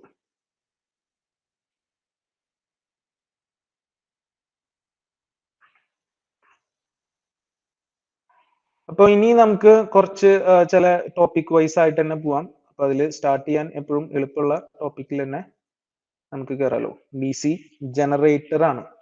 സോ DC ജനറേറ്റർ അറിയാത്ത ആരും ഇല്ല. ജനറേറ്റർ എന്ന് പറഞ്ഞു കഴിഞ്ഞാൽ ഒരു പെർട്ടിക്കുലർ ഫോം ഓഫ് എനർജീനെ മറ്റേ അല്ലെങ്കിൽ പവറോ എനർജിയോ എന്ത് വേണമെങ്കിലും പറയാം. അപ്പൊ എന്തായാലും ഇത് ചെയ്യാൻ പോകുന്നത് എന്താ? മെക്കാനിക്കൽ ടു, ഞാൻ പറഞ്ഞ കാര്യമാണ്, ഫ്ലക്സ് പ്ലസ് മോട്ടീവ് കൊടുത്തു കഴിഞ്ഞു കഴിഞ്ഞാൽ എന്ത് തരും? ഇലക്ട്രിക്കൽ തരും. So mechanical power or energy to electrical power or energy ആയിട്ട് മാറ്റി തരുന്ന ഒരാളാണ് DC ജനറേറ്റർ എന്ന് പറഞ്ഞു കഴിഞ്ഞാൽ. ഓക്കെ, അപ്പോൾ ഇതിന്റെ പാർട്സ് ഒക്കെ ഇവിടെ കാണിച്ചിട്ടുള്ളത് നമുക്ക് നോക്കാം. ഇത് സിംപ്ലി അതിന്റെ വർക്കിംഗ് എന്താ പറയാ പ്രിൻസിപ്പിൾ പറയാൻ വേണ്ടിയിട്ട് ഉപയോഗിക്കുന്ന ഒരു ഇതായതുകൊണ്ട് അവിടെ അത് കാണിച്ചു വെച്ചിരിക്കുന്നതാണ്. അപ്പൊ നമുക്കറിയാം ഇത് വർക്ക് ചെയ്യുന്നത് ഫാരഡേസ് ലോയുടെ ബേസിലാണ്. അത് കാരണം ഇൻഡ്യൂസ്ഡ് എന്താ പറയാ ഇലക്ട്രോമാഗ്നറ്റിക് ഇൻഡക്ഷൻ ആണ്. ഒരു particular form of electromagnetic induced EMF ആണ് ഇതിന്റെ ബേസിക് വർക്കിംഗ് പ്രിൻസിപ്പിൾ. കഴിഞ്ഞ ദിവസം ഞാൻ പറഞ്ഞിട്ടുണ്ടായിരുന്നു 2 ടൈപ്പാണ് EMF ഇൻഡ്യൂസ്ഡ് EMF ഉള്ളത്. അതിലൊരു പെർട്ടിക്കുലറിന്റെ ബേസ് ഒരു ടൈപ്പിന്റെ ബേസിലാണ്. ഏതായിരുന്നു? ഏത് ടൈപ്പ് ഇൻഡക്ഷൻ അവിടെ വരുന്നത്? ഡൈനാമിക്. ഓക്കെ, ഡൈനാമിക്കലി ഇൻഡ്യൂസ്ഡ് EMFന്റെ ബേസിലാണ് കാര്യങ്ങളെല്ലാം നടക്കുന്നത്. സോ ഡൈനാമിക്കലി ഇൻഡ്യൂസ്ഡ് EMF അതൊക്കെ അറിയാവുന്ന കാര്യമാണ്. EMF ഇൻഡ്യൂസ് ചെയ്യുന്ന കണ്ടക്ടർ ഫ്ലക്സിനെ കട്ട് ചെയ്യുമ്പോൾ EMF ഇൻഡ്യൂസ് ചെയ്യും. കറണ്ട് ഫ്ലോ ചെയ്യും എപ്പോഴാ? പാത്ത് ക്ലോസ്ഡ് ആണെങ്കിൽ. കണ്ടക്ടർ ഇതിലെ കാണുന്ന പോലെ ആണെങ്കിൽ പാത്ത് ക്ലോസ്ഡ് ആണെങ്കിൽ there will be a current flow. അത് തന്നെ നമുക്കറിയാം. ഇനി ഇതാണ് ഇവിടെ പറയേണ്ടത്. അപ്പൊ ഇതിൽ മുന്നേ നിങ്ങൾക്ക് അറിയുന്ന കാര്യം ആയതുകൊണ്ട് ഞാൻ ജസ്റ്റ് പറയാം. ഇതിന്റെ പാർട്സ് എന്ന് പറഞ്ഞു കഴിഞ്ഞാൽ മെയിൻ ആയിട്ട് 2 പാർട്സ് ആണ് നമുക്ക് മെയിൻ ആയിട്ട് എടുത്തു പറയേണ്ട കാര്യമുള്ളൂ. ഒന്നെന്ന് പറഞ്ഞു കഴിഞ്ഞാൽ എന്തായിരുന്നു 2 പാർട്സ് ഇതിന്റെ? എടുത്തു പറയേണ്ട രണ്ട് പാർട്സ് വർക്കിംഗ് പറയാൻ അല്ലെങ്കിൽ എല്ലാം റിലേറ്റ് ചെയ്ത് പറയണമെങ്കിൽ ഫണ്ടമെന്റൽ പാർട്സ് രണ്ടാണ്. പക്ഷെ കൺസ്ട്രക്ഷൻ വൈസ് പ്രാക്ടിക്കൽ ജനറേറ്റർ പറയുമ്പോൾ നമുക്ക് കൂടുതൽ പാർട്സ് പറയേണ്ടി വരും. ഫണ്ടമെന്റലി രണ്ട് പാർട്സേ നമുക്ക് വേണ്ടുള്ളൂ. ഏതൊക്കെയാ രണ്ട് പാർട്സ്? ഓക്കെ, മാഗ്നറ്റിക് ഫീൽഡും അതേപോലെ കണ്ടക്ടറും. ഓക്കെ, ഫസ്റ്റ് കാര്യം എന്ന് പറഞ്ഞു കഴിഞ്ഞാൽ ഫീൽഡ് ആണ്. അതേപോലെ സെക്കൻഡ് കാര്യം എന്ന് പറഞ്ഞു കഴിഞ്ഞാൽ കണ്ടക്ടേഴ്സ് ആണ്. അപ്പൊ ഇവിടെയും ഇതും നമ്മൾ ഇന്നലെ പറഞ്ഞിട്ടുണ്ടായിരുന്നു. മാഗ്നറ്റിസം എന്ന് പറയുന്നത് പെർമനന്റ് ആവാം, ഇലക്ട്രോ മാഗ്നറ്റ് ആവാം. ഇലക്ട്രോ മാഗ്നറ്റ് ആവുന്നതിന്റെ അഡ്വാൻറ്റേജും ഇന്നലെ ഞാൻ പറഞ്ഞിട്ടുണ്ടായിരുന്നു. ഇലക്ട്രോ മാഗ്നറ്റ് അത് ഞാൻ ഒന്ന് ക്വസ്റ്റിനിൽ ആഡ് ചെയ്തിട്ടൊന്നും ഉണ്ടാവുന്നില്ല. എന്തായിരുന്നു അഡ്വാൻറ്റേജ്? ഇലക്ട്രോ മാഗ്നറ്റിന്റെ അഡ്വാൻറ്റേജ് എന്താ? ഓർമ്മ ഉണ്ടോ നോക്കട്ടെ. ഇലക്ട്രോ മാഗ്നറ്റ് യൂസ് ചെയ്യുമ്പോഴുള്ള advantage compared to permanent magnet. ചില സമയങ്ങളിൽ നമ്മൾ ഇലക്ട്രോ മാഗ്നറ്റ് പ്രിഫർ ചെയ്യാനുള്ള റീസൺ, ഒരു സാധനം കുറവാണെന്ന് പറഞ്ഞിട്ടുണ്ടായിരുന്നു. ഓർമ്മണ്ടോ? പറഞ്ഞു എന്ന് തന്നെയാണ് എന്റെ വിശ്വാസം. പറഞ്ഞിട്ടുണ്ട്. Yes, very good. എന്താ പറയാ, എച്ച് സിയുടെ വാല്യൂ നമ്മൾ ബി എച്ച് കർവ് പറഞ്ഞപ്പോൾ അവിടെ പറഞ്ഞിട്ടുണ്ടായിരുന്നു.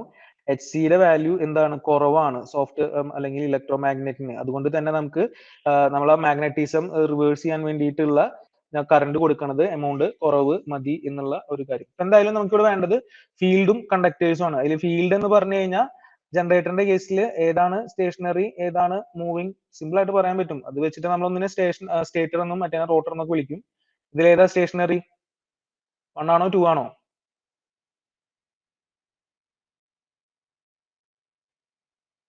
യെസ്, 1 ആണ് സ്റ്റേഷനറി. ഫീൽഡ് ആണ് സ്റ്റേഷനറി, മറ്റേത് എന്താണ്? മൂവിങ് ആണ്. അപ്പൊ അതാണല്ലോ ഇതിന്റെ വർക്കിംഗ് പ്രിൻസിപ്പിൾ. അതൊക്കെ നമുക്ക് എല്ലാം പരസ്പരം റിലേറ്റഡ് ആയിട്ട് എന്താ പറയാ, ഒരു സെക്കൻഡ് ചാറ്റിൽ എന്താ,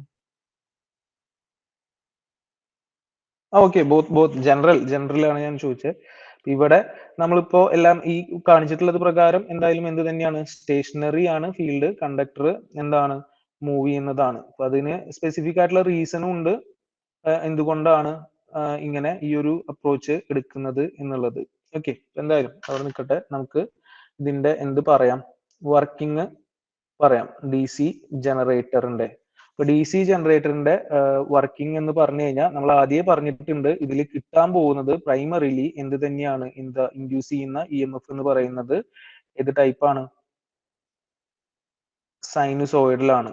ഈ സൈനുസോയിഡല് ആണ് പിന്നീട് ഇതിൽ കാണിച്ചിട്ടുള്ള പോലത്തെ എന്തായിട്ട് മാറ്റുന്നത് നമ്മൾ?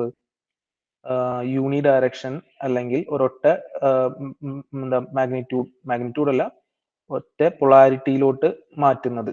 ഓക്കെ, ഇത് ടിയോ തീറ്റയോ ഒമേഗ ടിയോ എന്ത് വേണമെങ്കിലും ആവാം. ഓക്കെ, അപ്പോ ഇത് ഇങ്ങനെ ആക്കി മാറ്റുകയാണ് ചെയ്യുന്നത്. അപ്പൊ ഇത് ഞാൻ കഴിഞ്ഞ ദിവസം പറഞ്ഞിട്ടുള്ള കാര്യമായിരുന്നു. നമുക്കിപ്പോ ഈ ഏറ്റവും സിമ്പിൾ ആയിട്ടുള്ള ഡി സി ജനറേറ്ററിന്റെ വർക്കിംഗ് പ്രിൻസിപ്പിൾ ഉപയോഗിക്കുന്നത് ഒരൊറ്റ കോയില് കണ്ടക്ടറിന്റെ ഇത് വെച്ചിട്ടാണ് പറയാറ് എപ്പോഴും വർക്കിംഗ് പ്രിൻസിപ്പിൾ. അപ്പൊ ഒരു ഇങ്ങനെ കാണുന്നത് ഒരു എന്താ റെക്ടാംഗുലർ ആയിട്ടുള്ള ഒരു കോയിലാണ്. ഈ കോയിൽ റൊട്ടേറ്റ് ചെയ്യുമ്പോൾ ഇവിടെ സംഭവിക്കുന്നത് ഒരു നോർത്തും സൗത്തും പോളിന്റെ ഇടയിൽ റൊട്ടേറ്റ് ചെയ്യുമ്പോൾ എന്ത് സംഭവിക്കും എന്നുള്ളതിനനുസരിച്ചാണ് നമുക്ക് ഈ ഒരു ഷേപ്പ് കിട്ടുന്നത് എന്നുള്ളത് ഞാൻ പറഞ്ഞു. അത് തന്നെ ഈ ഒരു സംഭവം എന്തിന്റെയോ പ്രൊജക്ഷൻ ആണ്, അല്ലെങ്കിൽ ഇതെന്ന് പറഞ്ഞു കഴിഞ്ഞാൽ ഈക്വൽ ടു എന്താണെന്ന് പറഞ്ഞു. ഈ സൈൻ വേവ് ഒരു സൈക്കിൾ എന്ന് പറഞ്ഞു കഴിഞ്ഞാൽ ഇറ്റ് ഈസ് ഈക്വലൻ ടു എന്താ? ഒരു ഫുൾ സൈൻ വേവ് കിട്ടുക, അല്ലെങ്കിൽ ഒരു full cycle, full positive half cycle and negative half cycle, അത് രണ്ടും കൂടി കൂട്ടി കഴിഞ്ഞു കഴിഞ്ഞാൽ നമുക്ക് എന്തിന് ഈക്വലന്റ് ആണെന്നാ പറഞ്ഞത്? എന്തിന്റെ ഡെവലപ്മെന്റ് എന്നാന്ന് പറഞ്ഞത്? എ സി ഫണ്ടമെന്റൽ ആണ്. എ സി ഫണ്ടമെന്റലിൽ പഠിക്കേണ്ട കാര്യമാണ്. എന്തിന്റെ ഡെവലപ്മെന്റ്? ഒരു സർക്കിളിന്റെ ഡെവലപ്മെന്റ് ആണ്. ഓക്കെ, ഫ്ലക്സ് സർക്കിളിന്റെ ഡെവലപ്മെന്റ് ഞാൻ ഉദ്ദേശിച്ചതാണ്. അതായത് ഫ്ലക്സ് കട്ട് ചെയ്യുന്ന കാര്യം തന്നെയാണ്. അതായത് നമ്മൾ പറഞ്ഞു വരുന്നത് ഇത്രയേ ഉള്ളൂ. ഈ ഒരു കണ്ടക്ടർ അവിടെ റൊട്ടേറ്റ് ചെയ്തുകൊണ്ടിരിക്കുകയാണല്ലോ. ഇത് റൊട്ടേറ്റ് ചെയ്തുകൊണ്ടിരിക്കുമ്പോൾ ഈ ഒരു പ്ലെയിൻ എന്ന് പറയുന്നത് ഇതിന്റെ റെക്ടാംഗുലർ ആയിട്ടുള്ള ഈ നിൽക്കുന്ന ഒരു പ്ലെയിൻ ആണ് ഉദ്ദേശിക്കുന്നത്. അപ്പൊ അത് ഇവിടെ റൊട്ടേറ്റ് ചെയ്യുമ്പോൾ നമുക്ക് ഈ ഒരു ഷേപ്പിലാണ് കിട്ടുന്നത്. അത് എന്തുകൊണ്ടാണ് ഞാൻ പറഞ്ഞിട്ടുണ്ടായിരുന്നു. ഫ്ലക്സ് എന്താ പറയാ, അത് ഒരു സ്ഥലത്ത് നിന്ന് ഇങ്ങനെ മാറി മാറി പോയിക്കൊണ്ടിരിക്കുന്ന ഫീൽഡ് കൂടുതലുള്ളോർത്തുനിന്ന് കുറഞ്ഞോടത്തേക്ക് ഇങ്ങനെ പോയിക്കൊണ്ടിരിക്കുന്നത്. അപ്പൊ rate of change of flux ആണ് അവിടെ എന്ത് ചെയ്തുകൊണ്ടിരിക്കുന്നത്? മാറിക്കൊണ്ടിരിക്കുന്നത്. അപ്പൊ അതിനനുസരിച്ചാണ് നമുക്ക് ഓരോ പോയിന്റിലും ഇതിനെ ഇൻസ്റ്റന്റേനിയസ്ലി വാല്യൂസ് ഇങ്ങനെ മാറി മാറി വരുന്നത്. അത് ആദ്യം എന്താ നമ്മൾ ഒരു പോയിന്റ് എടുക്കുന്ന അസ്യൂം ചെയ്യുന്നത് ഏതാ ഒറിജിൻ അല്ലെങ്കിൽ എന്താ പറയാ റെഫറൻസ് ആയിട്ട് എടുക്കുന്നത് ഏത് കണ്ടീഷനാ?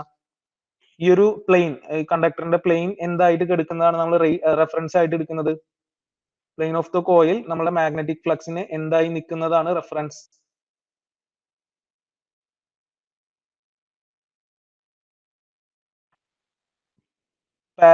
പാരലൽ ആണോ റൈറ്റ് ആംഗിൾ ആണോ? Plain of the coil. Okay. അപ്പൊ അത് നമുക്ക് പലപ്പോഴും കൺഫ്യൂഷൻ വരാറുണ്ട്. കാരണം എന്താ വെച്ച് കഴിഞ്ഞാൽ രണ്ട് കാര്യങ്ങളാണ് നമ്മൾ അവിടെ പറയുന്നത്. ഒന്ന് ഫ്ലക്സ് ലിങ്ക്ഡ് ആണ്, പിന്നെ റേറ്റ് ഓഫ് ചേഞ്ച് ആണ്. ഫ്ലക്സ് ലിങ്ക്ഡ് അതേപോലെ rate of change of flux ആണ്. ഓക്കെ. അപ്പോ ഇത്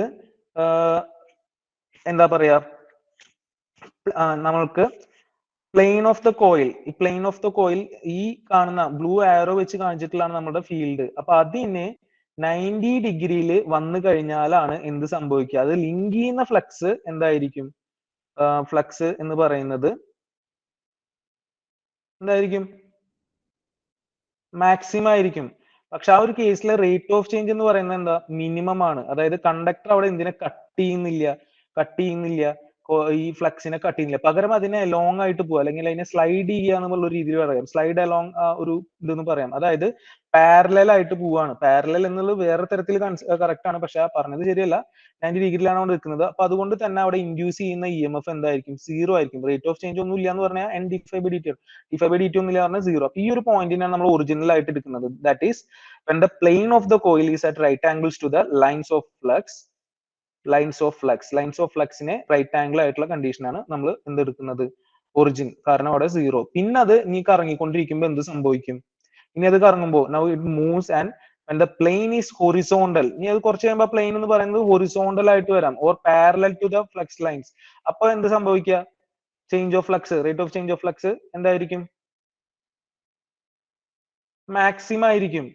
മാക്സിമം ആകുമ്പോൾ ഇൻഡ്യൂസ്ഡ് EMF എന്താവും? മാക്സിമം ആവും. അത് എത്ര ഡിഗ്രിയിലാണ് എത്തുന്നത്?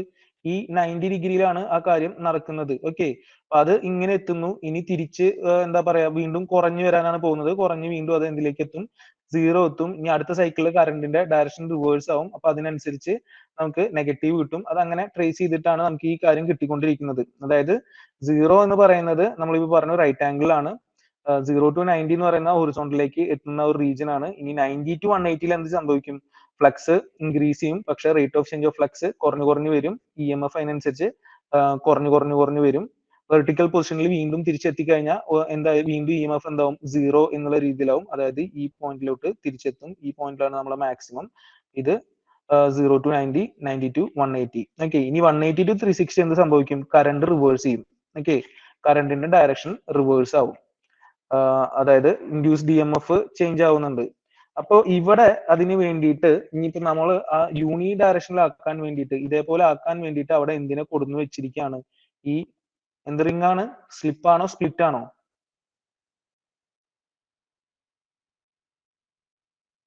സ്പ്ലിറ്റ് റിങ്ങിനെ കൊടുന്നു വെച്ചിരിക്കുകയാണ്. സോ ഈ സ്പ്ലിറ്റ് റിങ് വെച്ചിട്ടാണ് എന്താ, അപ്പൊ അതാവുമ്പോ ഫൈനലി എൻ സർക്യൂട്ടിൽ നമ്മളുടെ ഈ ആറിന് അക്രോസിലുള്ള ഫ്ലോ എന്ന് പറയുന്നത് സെയിം ഡയറക്ഷനിലാക്കുക, യൂണി ഡയറക്ഷനിലാക്കുക എന്നുള്ളതാണ് ഈ ഫ്ലോ ഓഫ് കറണ്ട്. അപ്പൊ അത് വെച്ചിട്ട് നമ്മൾ അവിടെ എന്താക്കുന്നു? യൂണി ഡയറക്ഷനിൽ ആക്കുന്നു. അപ്പൊ അവിടെയാണ് നമ്മളുടെ ആരുടെ ആവശ്യം വരുന്നത്? സ്പ്ലിറ്റ് റിങ്ങിന്റെ ആവശ്യം വരുന്നത്. ദാറ്റ് ഈസ് എന്താ പറയാ, ഈ സ്പ്ലിറ്റ് റിംഗ് എന്ന് പറഞ്ഞു കഴിഞ്ഞാൽ ഒരു എന്താ പറയാ, ഒരു കണ്ടക്ടിങ് സിലിണ്ടറിനെ രണ്ട് സ്പ്ലിറ്റ് റിംഗ്, അതൊരു കണ്ടക്ടിങ് സിലിണ്ടർ ആയിരിക്കാം. അതിനെ രണ്ടായിട്ട് ഭാഗിച്ചിട്ടുള്ളതാണ്. കണ്ടക്ടിങ് സിലിണ്ടറിനെ കട്ട് ഇൻ ടു ടു. എന്നിട്ട് അവിടെ ഒരു കാര്യം കൂടി ചെയ്യുന്നുണ്ട്. അതെന്താ? അതായത് ഒരു വട്ടത്തിലുള്ള ഒരു സാധനമായിരുന്നെങ്കിൽ അതിനെ രണ്ടായിട്ട് ഭാഗിച്ചു. ഇനി ഒരു കാര്യം കൂടി അവിടെ ചെയ്യുന്നുണ്ട്. അതിന്റെ ഇടയിൽ എന്ത് ചെയ്യുന്നുണ്ട്? ഒരു സിലിണ്ടർ ആണെന്ന് അസ്യൂം ചെയ്യാം. ഇതിന്റെ ഇടയിൽ എന്താ? എന്തെങ്കിലും കേട്ടിട്ടുണ്ടോ? അതിന്റെ ഇടയിൽ എന്തെങ്കിലും ഉണ്ടോ? പരസ്പരം ഒന്ന് ഭാഗിക്കാൻ വേണ്ടിയിട്ട്, ഇൻസുലേറ്റ് ചെയ്യാൻ വേണ്ടിയിട്ട് എന്ത് ഉപയോഗിക്കുന്നു? Mica, yes, very good. അപ്പൊ അവിടെ നമ്മൾ ഇൻസുലേഷന് വേണ്ടിയിട്ട് എന്ത് ഉപയോഗിക്കും? തിൻ ഷീറ്റ് ഓഫ് മൈക്ക അല്ലെങ്കിൽ വേറെ ഏതെങ്കിലും, ജനറലി മൈക്കാണ് ഉപയോഗിക്കുക, അല്ലെങ്കിൽ വേറെ ഏതെങ്കിലും ഇൻസുലേറ്റിംഗ് മെറ്റീരിയൽ ഉപയോഗിക്കുന്നത്. അപ്പൊ ഇതാണ് നമ്മുടെ സ്പ്ലിറ്റ് റിംഗ് എന്ന് പറയുന്നത്. അപ്പൊ ഇതാണ് എന്താക്കുന്നത്? നമ്മുടെ എ സിനെ ഡി സി ആക്കുന്നത്. ഇനി ഫൈനലി ഈ സാധനത്തിന്റെ മുകളിൽ നിന്ന് പുറത്തേക്ക് ഔട്ടർ സർക്യൂട്ടിലേക്ക് കണക്ഷൻ വരുത്താൻ വേണ്ടിയിട്ട് അവിടെ ഒരു സാധനം കൂടി വെച്ചിട്ടുണ്ടത്. അതിനെയാണ് എന്തെന്ന് പറയുന്നത്? ഇത് സിമ്പിൾ റെപ്രസെന്റേഷൻ നമ്മൾ എപ്പോഴും പ്രിൻസിപ്പിൾ പറയാൻ ഉപയോഗിക്കുന്നത് ഈ സാധനമാണ്. അതിന്റെ ബേസിലാണ് പറയുന്നത്. ഫൈനലി നമുക്ക് ഇതിനെ പുറത്തോട്ട് എടുക്കാൻ വേണ്ടിയിട്ട് ഈ സെഗ്മെന്റിന്റെ മുകളിൽ ഇരിക്കുന്നത്, യെസ്, ബ്രഷസ് ആണ് എന്തിന്റെ മുകളിൽ ഇരിക്കുന്നത്? ഈ സ്പ്ലിറ്റ് റിംഗിന്റെ മുകളിൽ ഇരിക്കുന്നത്. ആ ബ്രഷസ് എന്ത് വെച്ചിട്ടാണ് മേക്ക് ചെയ്തിട്ടുള്ളത്? സിംപ്ലി പെട്ടെന്ന് നമ്മൾ പറയുന്നത് ബ്രഷ് എന്നല്ല പറയാ, കാർബൺ ബ്രഷ് തന്നെയാണ് പറയാ, അല്ലെ? സോ കാർബൺ ബ്രഷസ് ആയിരിക്കാം. കാർബൺ മാത്രമാണുള്ളൂ? Carbon or yes, copper. ഇതൊക്കെ ചോദിക്കാവുന്നതാണ് കേട്ടോ. മെറ്റീരിയൽ എന്താണ് യൂസ് ചെയ്തെന്നുള്ളതൊക്കെ. കാർബൺ ബ്രഷസ് അല്ലെങ്കിൽ കോപ്പർ ബ്രഷസ്, ഇതൊക്കെ ആയിരിക്കും. ഈ ഒരു രീതിയിലായിരിക്കും പലപ്പോഴും ഇതിന്റെ ക്വസ്റ്റ്യൻസ് ഉണ്ടായിരിക്കുക. സംഭവം സിമ്പിൾ ആയിരിക്കും. നമ്മൾ പലപ്പോഴും നെഗ്ലക്ട് ചെയ്യുന്ന അല്ലെങ്കിൽ വലിയൊരു ഇമ്പോർട്ടൻസ് കൊടുക്കാത്ത, പലപ്പോഴും എഞ്ചിനീയറിംഗ് ഒക്കെ പഠിച്ചവരാണെങ്കിൽ ഇമ്പോർട്ടൻസ് പലപ്പോഴും നമ്മൾ കൊടുക്കുക എന്തിനാ? ഡെറിവേഷനും ഇക്വേഷൻസിനും പ്രോബ്ലത്തിനും ആയിരിക്കും. അതുപോലെ പലപ്പോഴും മെറ്റീരിയൽ സയൻസ് പാർട്ട് നമ്മൾ പലപ്പോഴും നെഗ്ലക്ട് ചെയ്തിട്ടാണ് പോവാറ്. ഒരു ഇമ്പോർട്ടൻസും കൊടുക്കാണ്ടാണ് പോവുക. അപ്പൊ അങ്ങനെ വരുമ്പോഴാണ് പ്രശ്നം വരിക. അപ്പൊ അതൊക്കെ നമ്മൾ ഓർത്ത് വെക്കണം.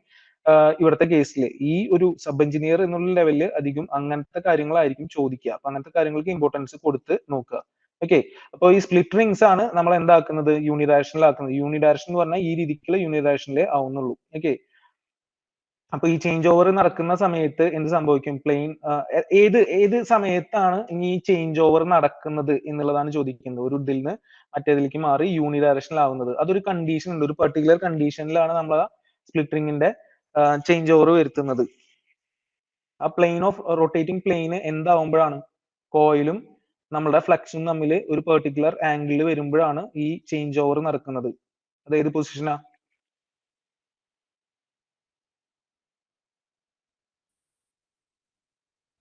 ഓർമ്മ ഉണ്ടാവും. The changeover of these segments takes place when the plane of the rotating coil is at some angles to the plane of lines of flux. അതായത് ചേഞ്ച് ഓവറിന്റെ സമയത്ത് ശരിക്കും വേണ്ട ഒരു കണ്ടീഷൻ ഉണ്ട്. എന്താ?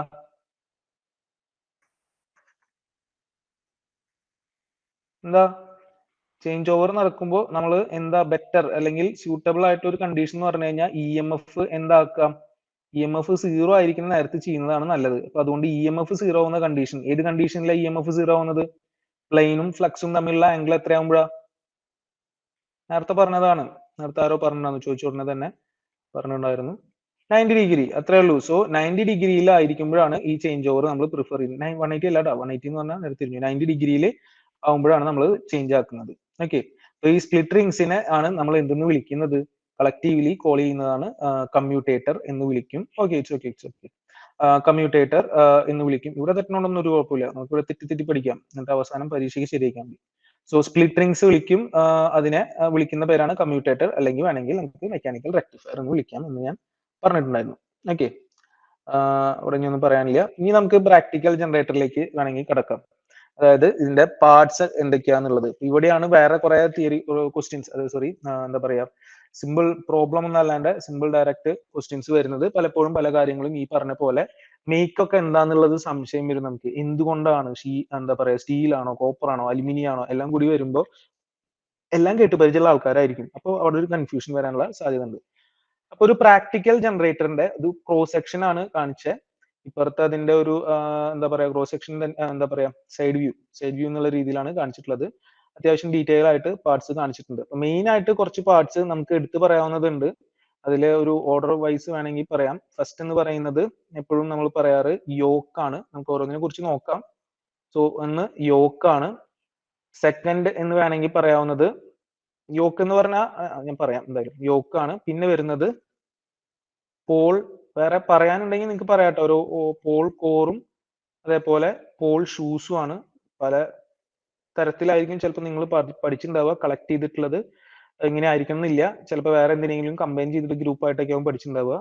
ദെൻ തേർഡ് വൺ എന്ന് പറഞ്ഞു കഴിഞ്ഞാൽ പോളിന്റെ ഭാഗം തന്നെയാണ്. പോൾ കോയിൽസ് ആണ്, അല്ലെങ്കിൽ പോൾ കോയിൽ എന്ന് പറഞ്ഞാൽ ഉദ്ദേശിക്കുന്നത് വേറെ ഒന്നുമില്ല, ഫീൽഡ് കോയിൽ ആണ്. Field coils. then fourth one maybe എന്ത് പറയാം, ആർമേച്ചർ കോർ പറയാം, armature core. then fifth one armature core വന്ന സ്ഥിതിക്ക് അടുത്ത എന്തായാലും എന്തായിരിക്കും, ആർമേച്ചർ വൈൻഡിങ് അല്ലെങ്കിൽ ആർമേച്ചർ കണ്ടക്ടർ അല്ലെങ്കിൽ ആർമേച്ചർ കോയിൽ എന്ന് പറയാം, അതായിരിക്കും എളുപ്പം. ആർമേച്ചർ കോയിൽ വൈൻഡിങ് എന്നാണ് പറയുന്നത്, അതൊക്കെ നമുക്ക് നോക്കാം. So armature coil or armature winding. Then sixth one നമ്മളുടെ മെയിൻ ആയിട്ടുള്ള ഒരാള് commutator, commutator. Then seventh one commutator കഴിഞ്ഞാൽ പിന്നെ എന്തായിരിക്കും, ബ്രഷ് ആയിരിക്കും, brushes. Then finally eighth one എന്തായിരിക്കും, എന്തെങ്കിലും കൂടെ പറയാൻ മിസ്സായിട്ടുണ്ടോ? ഇതിന് കുറച്ച് ബെയറിങ്സും കൂടി ഉണ്ടായിരിക്കും. സോ ബെയറിങ്സ് റിലേറ്റഡ് ആയിട്ടൊക്കെ ക്വസ്റ്റ്യൻ ചോദ്യം വരാട്ടോ. ഇതൊക്കെയാണ് ജനറലി ഡീറ്റെയിൽ ആയിട്ടുള്ള പ്രാക്ടിക്കൽ ഡി സി ജനറേറ്ററിന്റെ ഡി സി മെഷീന്റെ എന്ന് വേണമെങ്കിൽ പറയാം, മെഷീന്റെ പാർട്സ് വരുന്നത്. നമ്മൾ മുന്നേ പറഞ്ഞപ്പോൾ ഞാൻ മെയിൻ ആയിട്ട് ശ്രദ്ധിക്കേണ്ടത് ആകെ മൂന്ന് കാര്യങ്ങളേ ഉള്ളൂ എന്നുള്ള രീതിയിലൊക്കെ കഴിഞ്ഞ ക്ലാസ്സിൽ ഞാൻ വിളിച്ച് പറഞ്ഞിട്ടുണ്ടായിരുന്നു. ഓർമ്മ ഉണ്ടോന്ന് അറിയില്ല. മെയിൻലി മൂന്ന് കാര്യങ്ങൾ ഓർത്താൽ മതി എന്ന് പറഞ്ഞു. അത് സിമ്പിൾ ടേംസിൽ നമ്മൾ പറഞ്ഞതാണ്. ഡീറ്റെയിൽ ആയിട്ടുള്ള കൺസ്ട്രക്ഷൻ വരുമ്പോൾ ഇത്രയും കാര്യങ്ങൾ വേണം. കഴിഞ്ഞ ക്ലാസ്സിൽ അത് പറഞ്ഞത് ഓർമ്മ ഉണ്ടോ? മെയിൻലി നമുക്ക് മൂന്ന് കാര്യങ്ങളാണ് വരുന്നത്. പിന്നെ അതിൽ മെയിൻ ശ്രദ്ധിക്കേണ്ട ഒരാൾ അഡീഷണൽ കോമൺ. അത് കോമൺ അല്ലാത്തതുകൊണ്ട്, മെഷീന്റെ പാർട്ട് അല്ലാത്തതുകൊണ്ട് പറഞ്ഞില്ല എന്നേ ഉള്ളൂ. ഓർമ്മയുണ്ടോ എന്തൊക്കെയാ പറഞ്ഞതെന്ന്? 3 സാധനങ്ങളാണ് വേണ്ടത്, ശ്രദ്ധിക്കേണ്ട കാര്യം എന്ന് പറഞ്ഞു. ഒന്ന് കോയിലായിരുന്നു, രണ്ടാമത്തെ എന്ന് പറഞ്ഞു കഴിഞ്ഞാൽ നമ്മൾ ഇതിന്റെ വേണ്ട കോയിലിന് കൊടുക്കേണ്ട പാത്തും അതിന്റെ കവറിങ്ങും ആയിട്ടുള്ളതും, മൂന്നാമത്തെ എന്ന് പറഞ്ഞാൽ ബ്രഷും. ഇതിനുള്ള മെറ്റീരിയൽ ആണ്, കോയിലിന്റെ മെറ്റീരിയൽ എന്താണെന്നുള്ളത് ഓർക്കണം എന്ന് പറഞ്ഞു. പിന്നെ അതേപോലെ ഈ പാത്ത് എന്ത് വെച്ചിട്ടാണ് എന്നുള്ളത് നോക്കണം എന്ന് പറഞ്ഞു.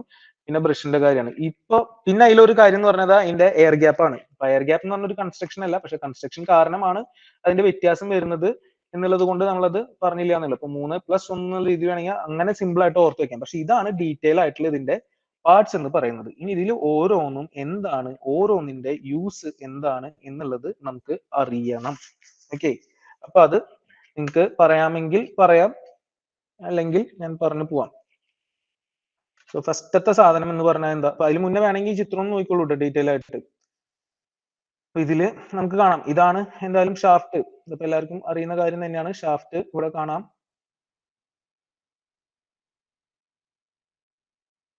ഓക്കെ, ഇതാണ് ഷാഫ്റ്റ്, സെൻട്രൽ ഷാഫ്റ്റ് എന്ന് പറയുന്നത്. അതിന്റെ മുകളിലാണ് നമ്മളുടെ എന്ത് നിൽക്കുന്നുണ്ടാവുക, ഷാഫ്റ്റിന്റെ മുകളിലാണ് കറങ്ങുന്നതാണ് ഇവിടുത്തെ ആർമേച്ചർ എന്നുള്ള രീതിയിൽ ആർമേച്ചർ എടുക്കുന്നുണ്ടാവുക.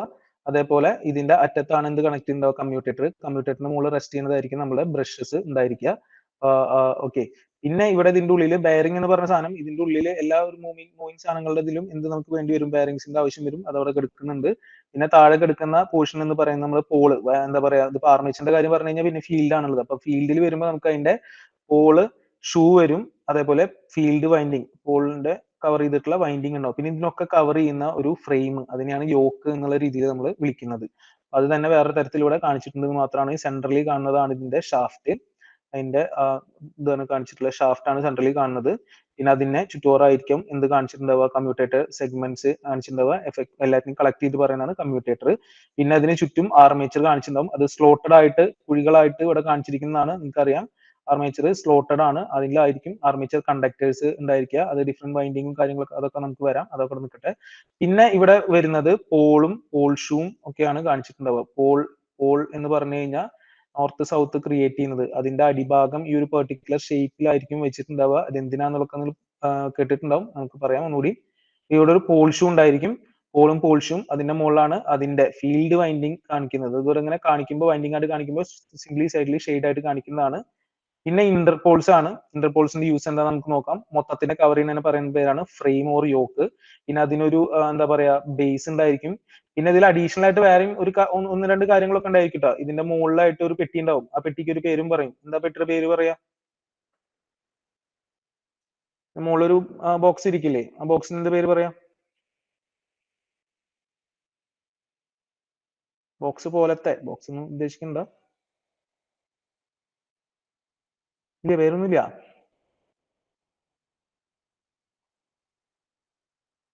പിന്നെ ഒരു സാധനം കൂടി ഉണ്ടാവും ഇതിലൊരു ഒരു ഒരു സാധനം കൂടി ഉണ്ടാവും, ഒരു വട്ടത്തിലൊരു ഇതും കൂടി ഇതിന്റെ മുകളിൽ ഉണ്ടായിരിക്കും. അതിൽ ഏതെങ്കിലും ഒരെണ്ണത്തിന്റെ പേര് ഓർമ്മ ഉണ്ടാവും? ഇതിൽ ആ രണ്ടും കാണാനില്ല. കേട്ടിട്ടില്ല? ഒരു ടെർമിനൽ ബോക്സ് ഉണ്ടായിരിക്കും. പിന്നെ ഒരു ഐ എന്ന് പറഞ്ഞ പോലത്തെ ഒരു സാധനം കൂടി ഉണ്ടായിരിക്കും. ഇതിന് ലിഫ്റ്റ് ചെയ്യാനൊക്കെ വേണ്ടിയിട്ട് നമുക്ക് അങ്ങനെ ഒരു പോർഷൻ കൂടി ഉണ്ടായിരിക്കും. ഓക്കെ, അപ്പൊ അതെന്തെങ്കിലും അതവിടെ നിൽക്കട്ടെ. അപ്പൊ നമുക്ക് ഇതിലെ എന്താ പറയാ ഓരോ പോർഷനിലേക്ക് കടന്നു വരാം. സോ ഫസ്റ്റ് പോർഷൻ എന്ന് പറഞ്ഞാൽ യോക്ക് ആണ്. യോക്ക് എന്ന് പറഞ്ഞാൽ ഇതിനെ മൊത്തത്തിൽ കവർ ചെയ്ത് നിൽക്കുന്ന സാധനമാണ്. അപ്പൊ അതിന്റെ മുകളിൽ ഈ രണ്ട് കാര്യങ്ങളെ കുറിച്ചാണ് ഞാൻ ഇപ്പൊ പറഞ്ഞത്. ഇതിന്റെ ഏറ്റവും പുറത്താണ് ഇതിന്റെ കണക്ഷൻ ടെർമിനൽസ് വന്ന് നിൽക്കുന്നത്. ഇതിനെ ടെർമിനൽ ബോക്സ് എന്ന് വിളിക്കും. അതേപോലെ ഇവിടെ ചിലതൊരു ഐ ഒരു ഇതിൽ തന്നെ നിൽക്കുന്ന പോലെ തോന്നുന്ന ഒരു ഐ പോലത്തെ സാധനം ഉണ്ടാവുക, അതിനെ ലിഫ്റ്റ് ഐ എന്ന് പറയും. ഇത് അതിന്റെ ഫ്രെയിം ആണ്. അതേപോലെ ഇതിന് ഫീറ്റ് ഉണ്ടായിരിക്കും നിർത്താൻ വേണ്ടിയിട്ട് താഴെയുള്ള ഭാഗങ്ങൾ. ഇതാണ് ഇതിന്റെ യോക്ക് എന്ന് പറയുന്ന പോർഷൻ. യോക്ക് എന്തിനാണ് നമ്മളവിടെ മെയിൻ ആയിട്ട് വരുന്നത്? യോക്കിന്റെ പർപ്പസ് എന്ത്, മെയിൻ പർപ്പസ് എന്താന്നുള്ളതാണ് ചോദ്യം. എന്താ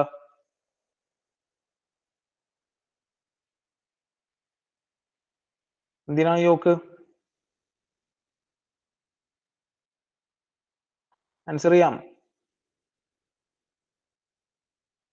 ഒന്ന് കവർ ചെയ്യുക, അത് കണ്ടാൽ തന്നെ അറിയാം. ഒന്ന് yes, covering and mechanical strength എന്ന് പറഞ്ഞു. അപ്പൊ ഒന്ന് എന്താ കവർ ചെയ്യുക എന്നുള്ളത് തന്നെയാണ്. അതായത് പ്രൊട്ടക്റ്റീവ് കവർ എന്നുള്ള മീനിങ്, പ്രൊട്ടക്ഷൻ ആണ് കൊടുക്കുന്നത് എന്നുള്ള രീതിയിൽ പറയാം. മൊത്തം ഇതിന്റെ ഉള്ളിലത്തെ സാധനങ്ങളെ തന്നെ കവർ ചെയ്യാണ് ചെയ്യുന്നത്. സോ പ്രൊട്ടക്റ്റീവ് കവർ ആണ് and provides mechanical support plus mechanical സപ്പോർട്ടും അത് തരുന്നുണ്ട്. ഇതല്ലാണ്ട് അവിടെ ഒരു കാര്യം കൂടി ചെയ്യുന്നുണ്ട്. ഇത് ഞാൻ കഴിഞ്ഞ ദിവസം പറഞ്ഞതാണ്.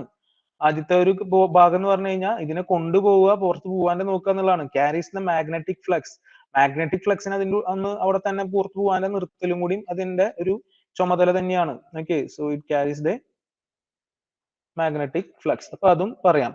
ഇനി ഇത് എന്താണ് മേക്ക്, എന്തുകൊണ്ടാണ്, അതാണ് നമുക്ക് പലപ്പോഴും ക്വസ്റ്റ്യൻ വരിക, കൺഫ്യൂഷനും വരിക. എന്താണ് മേക്ക്? മെറ്റീരിയൽ എന്താ? Okay, cast iron. ഇനി അതർ ആൻസർ കാസ്റ്റ് അയൺ എന്ന് പറയുന്നു. കാസ്റ്റ് അയൺ, കാസ്റ്റ് അയൺ വീണ്ടും പറഞ്ഞു. Okay, very good. Cast iron ആണ് ജനറലി ഉപയോഗിക്കുന്നത്. ഏത് കേസിലാണെങ്കിൽ cast iron is applicable for small generators ആണ്. സ്മോൾ ജനറേറ്റേഴ്സിന്റെ കേസിലാണ് നമ്മൾ കാസ്റ്റ് അയൺ മെയിൻലി പ്രിഫർ ചെയ്യുന്നത്. കാരണം കാസ്റ്റ് അയൺ വരുമ്പോൾ ചീപ്പാണ്, പൈസ കുറവാണ്. ചെറിയ സാധനത്തിനൊന്നും അത്രയ്ക്കും നമ്മൾ വലിയ ഇമ്പോർട്ടൻസ് കൊടുക്കാത്തതുകൊണ്ട് കാസ്റ്റ് അയൺ സ്മോളർ ജനറേറ്റേഴ്സിനാണ് ഉപയോഗിക്കുക. പക്ഷേ ലാർജ് ജനറേറ്റേഴ്സിന് കാസ്റ്റ് അയൺ അല്ല ഉപയോഗിക്കുക. എന്തായിരിക്കും ഉപയോഗിക്കുന്നുണ്ടാവുക? യെസ്, കാസ്റ്റ് സ്റ്റീൽ അല്ലെങ്കിൽ റോൾ ചെയ്തിട്ടുള്ള സ്റ്റീൽ ആയിരിക്കും. കാസ്റ്റ് സ്റ്റീൽ ഓർ എന്താ പറയാ റോൾഡ് സ്റ്റീൽ. റോൾഡ് സ്റ്റീൽ ആണ് ഏതിന് ഉപയോഗിക്കുന്നത്? ലാർജർ മെഷീൻസിന്റെ അല്ലെങ്കിൽ ജനറേറ്റേഴ്സിന്റെ കേസിൽ, ജനറേറ്റർ ആയതുകൊണ്ട് ലാർജർ ഡി സി മെഷീൻ എന്ന് പറയാം, ഡി സി മെഷീൻസിന്റെ കേസിൽ ഉപയോഗിക്കുന്നത്. ഓക്കെ ഓക്കെ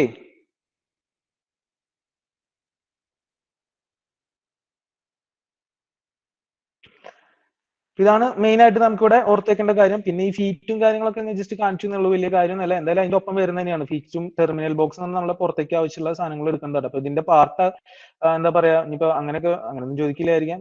എന്തൊക്കെ അഡീഷണൽ ആയിട്ട് വരുന്ന സാധനങ്ങൾ എന്ന് പറഞ്ഞു കഴിഞ്ഞാൽ ഇതൊക്കെയാണ് ഇതിൽ എടുക്കുന്നത് എന്നുള്ളതൊന്ന് വെറുതെ ഒന്ന് ഓർത്ത് വെച്ചോളുക.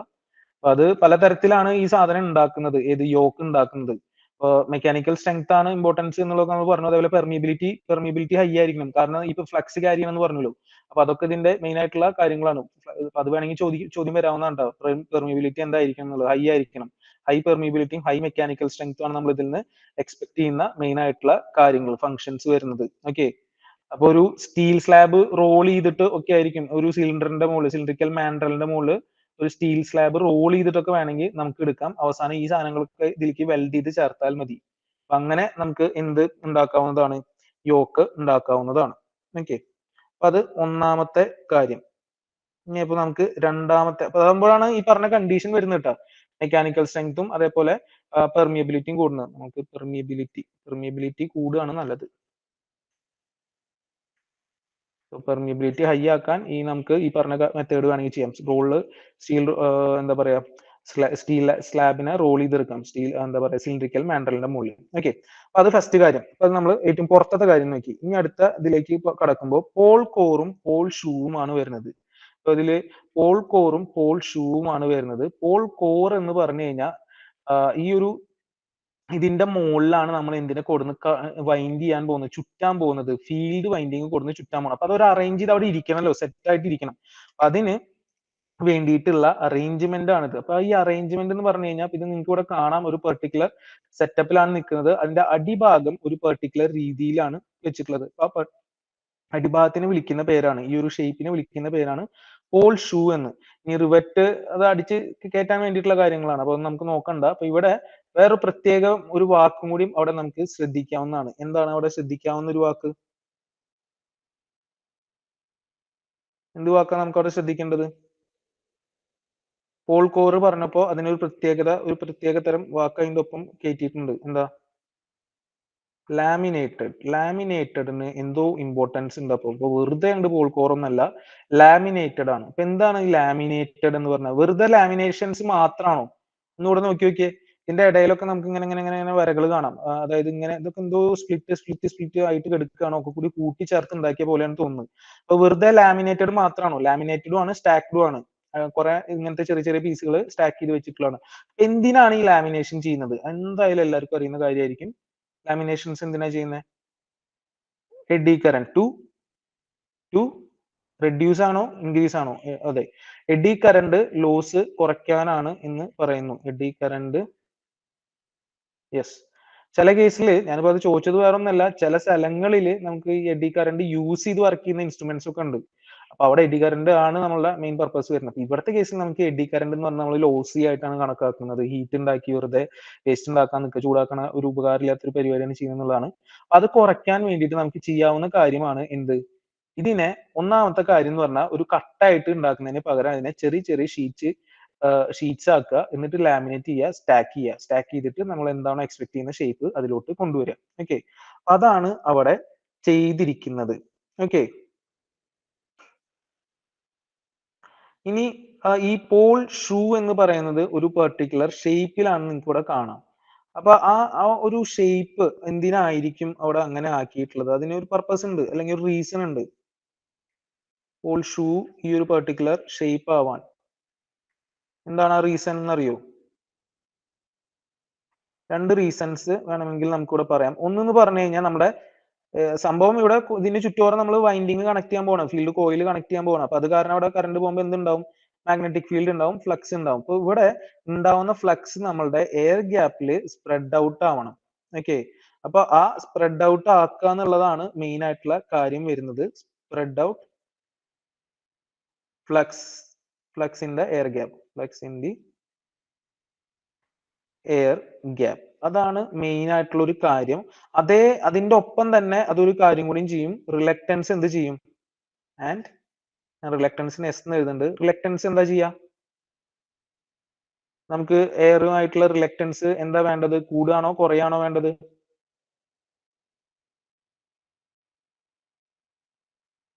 റിലക്റ്റൻസ്, മാഗ്നറ്റിസം ആണ് ഞാൻ പറയാം കഴിഞ്ഞ ദിവസം. ഓക്കെ, റെഡ്യൂസ് ചെയ്യുക എന്നുള്ള ഒരു ഇതാണ് ഞാൻ പറഞ്ഞിട്ടുണ്ടായിരുന്നില്ല, വേണമെങ്കിൽ പറയാം. നിങ്ങൾ മാഗ്നറ്റിസിൽ പഠിക്കും എന്നുള്ള ഒരു അർത്ഥത്തിൽ ഞാൻ പറയേണ്ട വിട്ടതാണ്. എന്തായാലും റിലക്റ്റൻസ് കുറയ്ക്കുക എന്നുള്ള ഒരു കൺസെപ്റ്റ് ഉണ്ട്. അതിന് വേണ്ടിയിട്ടാണ് ഇത് ഇങ്ങനെ സ്പ്രെഡ് ചെയ്ത് ഈ ഒരു പെർട്ടിക്കുലർ ഷേപ്പിൽ കൊടുന്നു വെച്ചിട്ടുള്ളത്. അതേപോലെ തന്നെ നമുക്ക് എന്ത് വേണം? ഇതിന്റെ മുകളിൽ സാധനം ചുറ്റി പോയി കഴിഞ്ഞാൽ താഴെ വീഴാണ്ട് നിൽക്കണ്ടേ? വെറുതെ ഇങ്ങനെ ചുറ്റി വെച്ചിട്ട് ആ വഴിക്ക് വിട്ടു പോയി കഴിഞ്ഞാൽ കാര്യമില്ല. അപ്പൊ അതൊന്ന് കറക്റ്റ് ആയിട്ട് അവിടെ അതിന്റെ പൊസിഷനിൽ നിൽക്കാനും കൂടി വേണ്ടിയിട്ടാണ്. That is they support the coils. Okay, so second point എന്ന് പറഞ്ഞു കഴിഞ്ഞാൽ സപ്പോർട്ടാണ്. അതവിടെ കറക്റ്റ് ആയിട്ട് സെറ്റ് ആയിട്ട് ഇരുന്നോളും. ഓക്കെ അല്ലേ?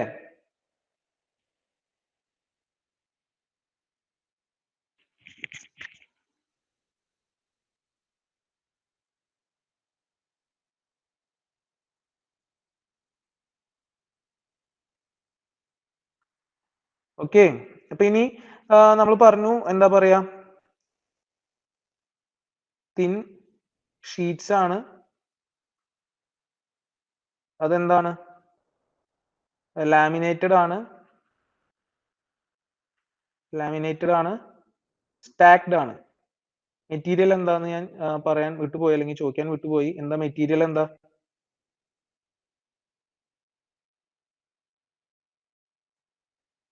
പോൾ കോറിന്റെ അല്ലെങ്കിൽ ഈ സംഭവത്തിന്റെ അറേഞ്ച്മെന്റിന്റെ ഈ ഒരു അസംബ്ലിയുടെ മെറ്റീരിയൽ എന്താണ്? അതിൽ ഉപയോഗിക്കുന്ന material silicon steel.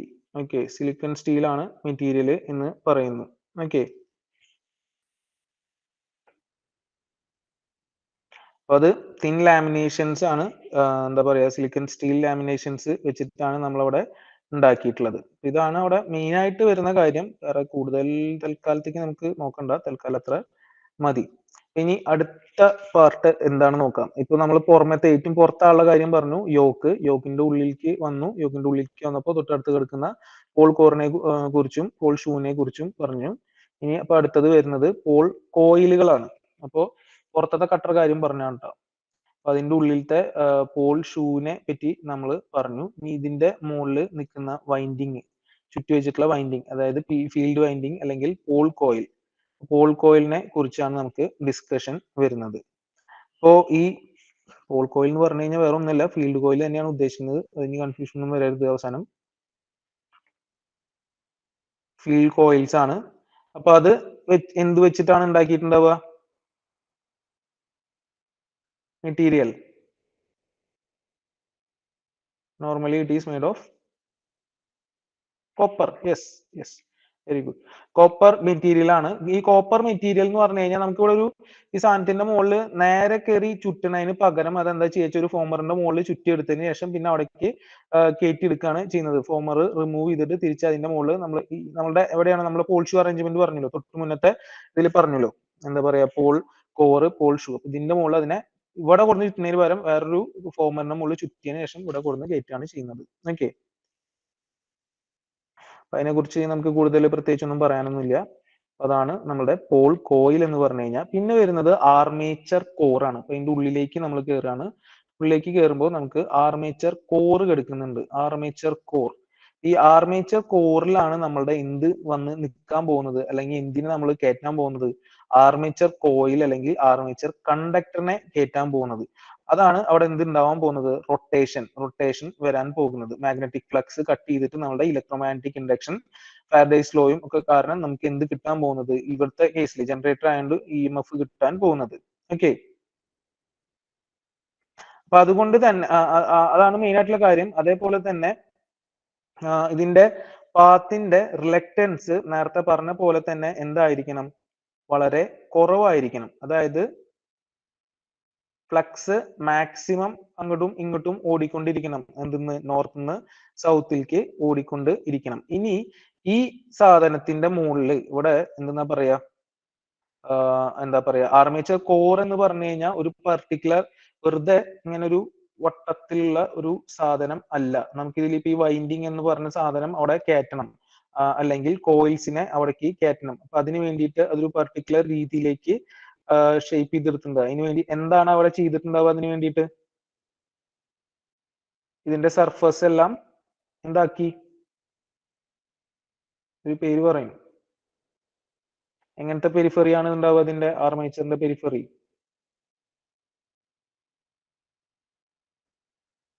Slotted. Yes, slotted periphery ആയിട്ട് മാറ്റിയിട്ടുണ്ടാവും. ഈ സ്ലോട്ട് ഇട്ടിട്ടുണ്ടാവും. ഈ സ്ലോട്ടിലാണ്, ബാക്കി ഞാൻ വരയ്ക്കുന്നില്ല, ഈ സ്ലോട്ടിലാണ് നമുക്ക് എന്ത് വെക്കാൻ പോകുന്നത്? ഈ കണ്ടക്ടേഴ്സിനെ വെക്കാൻ പോകുന്നത്. ഓക്കെ, അപ്പൊ ഇതിന്റെ പെരിഫറി എന്ന് പറയുന്നത് സ്ലോട്ടഡ് ആയിരിക്കും. സോറി. ഓക്കെ, അതേപോലെ ഇതിന്റെ മെറ്റീരിയൽ എന്തായിരിക്കും?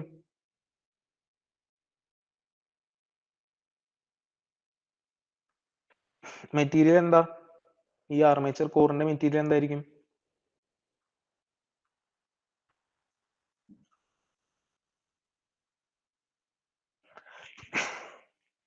ആർമേച്ചർ കോറിന്റെ മെറ്റീരിയൽ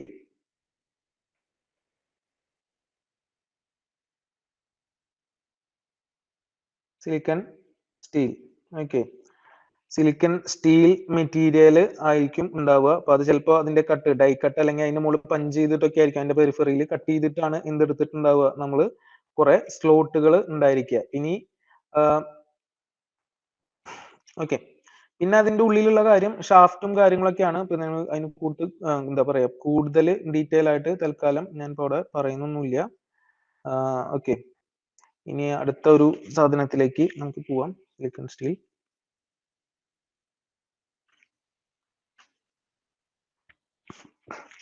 സോ നെക്സ്റ്റ് വരുന്നത് ആർമേച്ചർ വൈൻഡിങ് ആണ്. ഈ ആർമേച്ചർ വൈൻഡിങ്ങും നേരത്തെ പറഞ്ഞ പോലെ നമ്മൾ ഫീൽഡ് വൈൻഡിങ് പറഞ്ഞ പോലെ തന്നെ ഫോമർ വെച്ചിട്ട് വൈൻഡ് ചെയ്തിട്ട് എടുത്തിട്ടുള്ളതാണ്.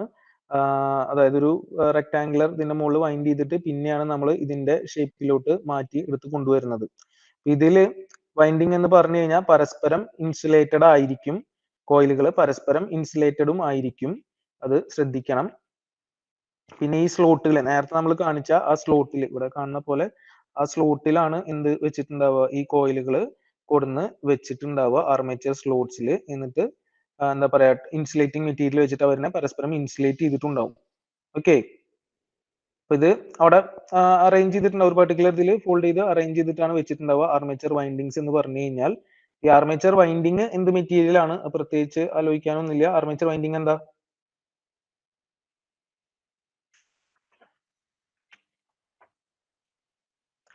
കോപ്പർ ആണ്. കോപ്പർ മാത്രമല്ല, എന്തുകൊണ്ട്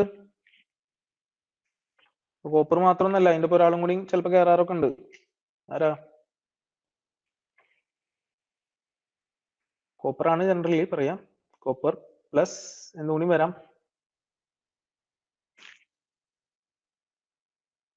ഓക്കെ, കോപ്പർ തന്നെ വരുള്ളൂ നിങ്ങളുടെ ക്വസ്റ്റ്യൻ. കോപ്പറും അലുമിനിയം വരാവുന്നതാണ്. ഓക്കെ, അപ്പൊ അതാണ് ആർമേച്ചർ വൈൻഡിങ്സ് വരുന്നത്. പിന്നുള്ള പോർഷൻ എന്ന് പറഞ്ഞാൽ നമ്മുടെ കമ്മ്യൂട്ടേറ്റർ ആണ്. അപ്പൊ കമ്മ്യൂട്ടേറ്റർ എന്ന് പറഞ്ഞു കഴിഞ്ഞാൽ അത് ജസ്റ്റ് ഒരു ഇത് കാണിച്ചു എന്ന് മാത്രമേ ഉള്ളൂ. കമ്മ്യൂട്ടേറ്റർ ഓക്കെ, മൈക്ക ഇൻസുലേഷനും ഷാഫ്റ്റും ഇതിന്റെ മുകളിലത്തെ കണക്ഷൻ കാണിച്ചിട്ടുള്ളൂ. അപ്പൊ എന്തായിരുന്നു കമ്മ്യൂട്ടേറ്ററിന്റെ പർപ്പസ് എന്ന് പറഞ്ഞു കഴിഞ്ഞാൽ? കമ്മ്യൂട്ടേറ്ററിന്റെ പർപ്പസ് എന്താ? റെക്ടിഫിക്കേഷൻ എന്നുള്ളത് ഓക്കെ, ഫൈനലി അവിടെ നിന്ന് AC to DC ആണ്. എന്നിട്ട് അതുവഴിയാണ് പുറത്തെ സർക്യൂട്ടിലോട്ട് ബ്രഷ് വഴി നമുക്ക് സാധനത്തിനെ പുറത്തേക്ക് കിട്ടുന്നത്. അപ്പൊ പുറത്തേക്ക് ഈ ഒരു സാധനത്തിനെ എടുക്കാനുള്ള ഒരു ഫെസിലിറ്റി പ്രൊവൈഡ് ചെയ്യാനാണ്. അതായത് കമ്മ്യൂട്ടേറ്റർ എന്ന് പറഞ്ഞാൽ it is actually to facilitate the collection of current from the armature conductor. അപ്പൊ ആർമേച്ചർ കണ്ടക്ടറിന്റെ മുകളിലാണ് ഇൻഡ്യൂസ് ചെയ്ത് EMF ക്ലോസ് സർക്യൂട്ട് ആണെങ്കിൽ ആ കറണ്ട് പുറത്തൊരു സർക്യൂട്ടിലേക്ക് ചാടണമെങ്കിൽ അത് എവിടുന്നാണ്? ഈ കമ്മ്യൂട്ടേറ്ററിനാണ്. കമ്മ്യൂട്ടേറ്ററിന് ബ്രഷ് വഴിയാണ് പുറത്തേക്ക് പോകുന്നത്. അപ്പൊ അത് ഫെസിലിറ്റേറ്റ് ചെയ്യാനുള്ളത്, അതായത് കളക്ഷൻ ഓഫ് കറണ്ട് ഫെസിലിറ്റേറ്റ് ചെയ്യുക എന്നുള്ളതാണ് ഇതിന്റെ മെയിൻ ആയിട്ടുള്ള ഒരു പർപ്പസ് വരുന്നത്. ഇപ്പൊ ഫംഗ്ഷൻ ഓഫ് കമ്മ്യൂട്ടേറ്റർ എന്നൊക്കെ പറഞ്ഞിട്ട് വേണമെങ്കിൽ അങ്ങനെ ചോദിക്കാവുന്നത്. കണക്ഷൻ ഓഫ് കറന്റ് ഫ്രം എവിടുന്ന? ആർമേച്ചർ. ഏത് കേസിലാണെങ്കിൽ? ജനറേറ്ററിന്റെ കേസിലാണെങ്കിലാണ് ഇത് അപ്ലിക്കബിൾ ആവുന്നത്. Okay, collection of current from the generator armature ആണ് ഇതിന്റെ മെയിൻ ആയിട്ടുള്ള കാര്യം വരുന്നത്. പിന്നെ ഈ പറഞ്ഞ കാര്യം കറക്റ്റ് ആണ്. AC to DC കൺവേർഷൻ നടക്കുന്നു, യൂണി ഡയറക്ഷനിലായിട്ട് മാറ്റുന്നു. എക്സ്റ്റേണൽ സർക്യൂട്ടിൽ ഇന്റേണലി എപ്പോഴും പ്രൊഡ്യൂസ് ചെയ്യുന്നത് എന്ത് തന്നെയാണ്? AC തന്നെയാണ്. എക്സ്റ്റേണൽ സർക്യൂട്ടിലോട്ട് വരുമ്പോൾ, ലോഡ് സൈഡിലോട്ട് വരുമ്പോൾ AC-നെ DC ആക്കാൻ വേണ്ടിയിട്ടാണ് നമ്മൾ ഇത് ഉപയോഗിക്കുന്നത്. ഓക്കെ, പിന്നെ ഇത് മെറ്റീരിയൽ എന്താ?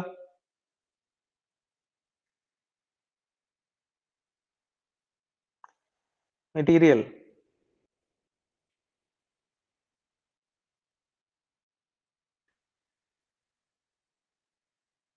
കമ്മ്യൂട്ടേറ്ററിന്റെ മെറ്റീരിയൽ കോപ്പർ മെറ്റീരിയൽ ആണ്. ഓക്കെ, സോ കോപ്പർ മെറ്റീരിയൽ ആണ്. അത് വെഡ്ജ് ഷേപ്പിലൊക്കെ ആയിരിക്കും ചിലപ്പോൾ അത് ഫോം ചെയ്തിട്ടുണ്ടാവുക, അവിടെ കറക്റ്റ് ആയിട്ട് സെറ്റ് ആവത്തക്ക രീതിയിൽ.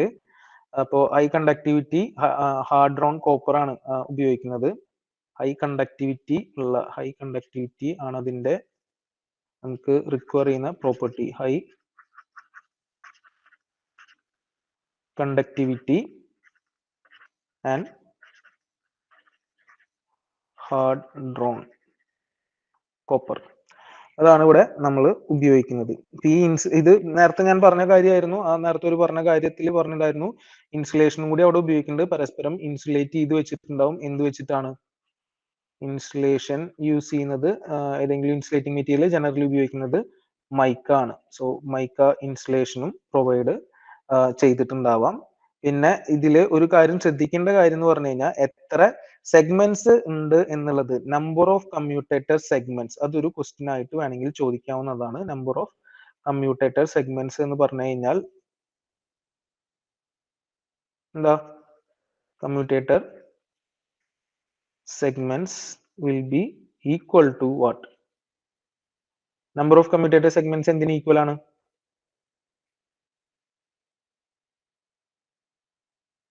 വേറെ എന്തിന്റെയോ നമ്പറിന് ഈക്വൽ ആണ്.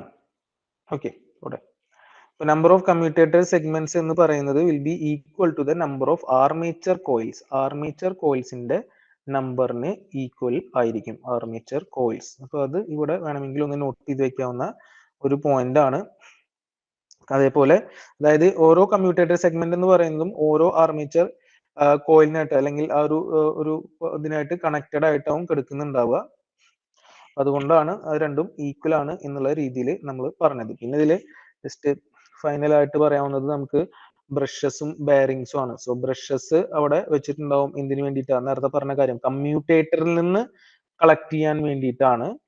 യൂഷ്വലി അതെന്തായിരിക്കും, കാർബൺ അല്ലെങ്കിൽ ഗ്രാഫൈറ്റ്. കളക്ഷൻ തന്നെയാണ് ഫെസിലിറ്റേറ്റ് ചെയ്യുന്നത്, അത് കമ്മ്യൂട്ടേറ്റർ എന്നാണ് എന്ന് മാത്രമേ ഉള്ളൂ. കാർബൺ ഓർ ഗ്രാഫൈറ്റ് ആണ് യൂസ് ചെയ്യുക, കോപ്പറും യൂസ് ചെയ്യാം. ഓക്കെ, അത് ബ്രഷ് ഹോൾഡേഴ്സ് ഉണ്ടാവും. ആ ബ്രഷ് ഹോൾഡേഴ്സ് വെച്ചിട്ടാണ് ഇതിനെ അവിടെ എന്ത് ചെയ്യുന്നത്, ബ്രഷസിനെ അവിടെ പിടിച്ച് നിർത്തിയിട്ട് ഉണ്ടായിരിക്കുക. ഈ ബ്രഷ് ഹോൾഡേഴ്സ് നമ്മൾ എന്തിന്റെ മുകളിൽ മൗണ്ട് ചെയ്തിട്ടുണ്ടാവും, ഒരു സ്പിൻഡിലിന്റെ മുകളിൽ. അതവിടെ സ്ലൈഡ് ചെയ്യത്തക്ക രീതിയിലാണ് ഫൈനലി നമ്മുടെ എന്താ പറയാ കമ്മ്യൂട്ടേറ്ററിൽ നിന്ന് പുറത്തേക്ക് കിട്ടാൻ വേണ്ടിയിട്ട്. ഓക്കെ, ആ കമ്മ്യൂട്ടേറ്ററിൽ ഇങ്ങനെ മുട്ടി നിൽക്കത്തക്ക രീതിയിലായിരിക്കും ഉണ്ടായിരിക്കുക.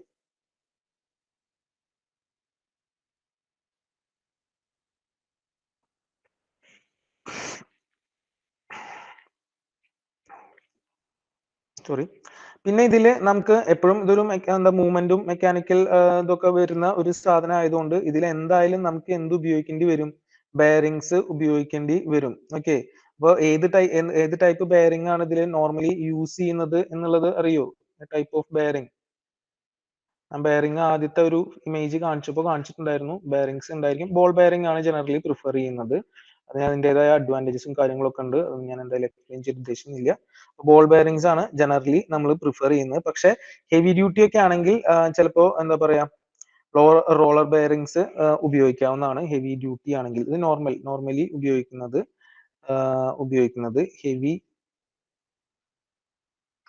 ഹെവി ഡ്യൂട്ടി ആണെങ്കിൽ വേണമെങ്കിൽ എന്ത് ഉപയോഗിക്കാം, നമുക്ക് റോളർ ബെയറിംഗ് ഉപയോഗിക്കാം.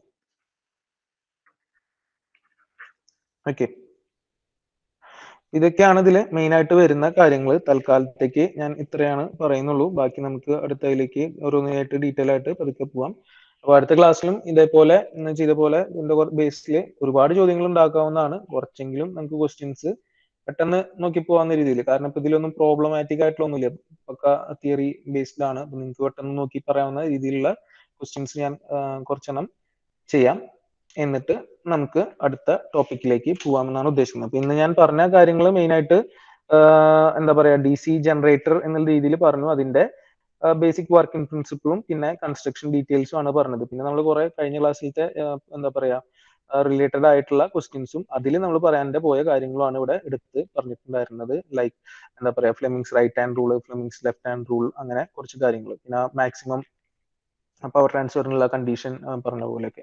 പിന്നെ ഒരു വലിയൊരു പ്രോബ്ലം നമ്മൾ ചെയ്തു എന്ന് മാത്രമേ ഉള്ളൂ. അപ്പൊ അതാ പറഞ്ഞ പോലെ ചില കേസിൽ നമുക്ക് സിമ്പിൾ ലോജിക് ഒക്കെ വെച്ചിട്ട് ചെയ്യാവുന്നതാണ്. ചില കേസിൽ ഡീറ്റെയിൽ ആയിട്ട് ഇരുന്ന് ചെയ്യേണ്ടി വരും. അത് അപ്രോക്സിമേറ്റ് ചെയ്യാന്നുള്ളത്. അപ്രോക്സിമേഷൻ വേണമെങ്കിൽ ചില കേസിൽ പോസിബിൾ ആയിരിക്കും. ആ നേരത്തെ ചെയ്ത പ്രോബ്ലത്തിൽ 1200 മേലെ ഒരു ഒറ്റ ആൻസർ ഉണ്ടായിരുന്നുകൊണ്ട് അത് പോസിബിൾ ആയിരുന്നു.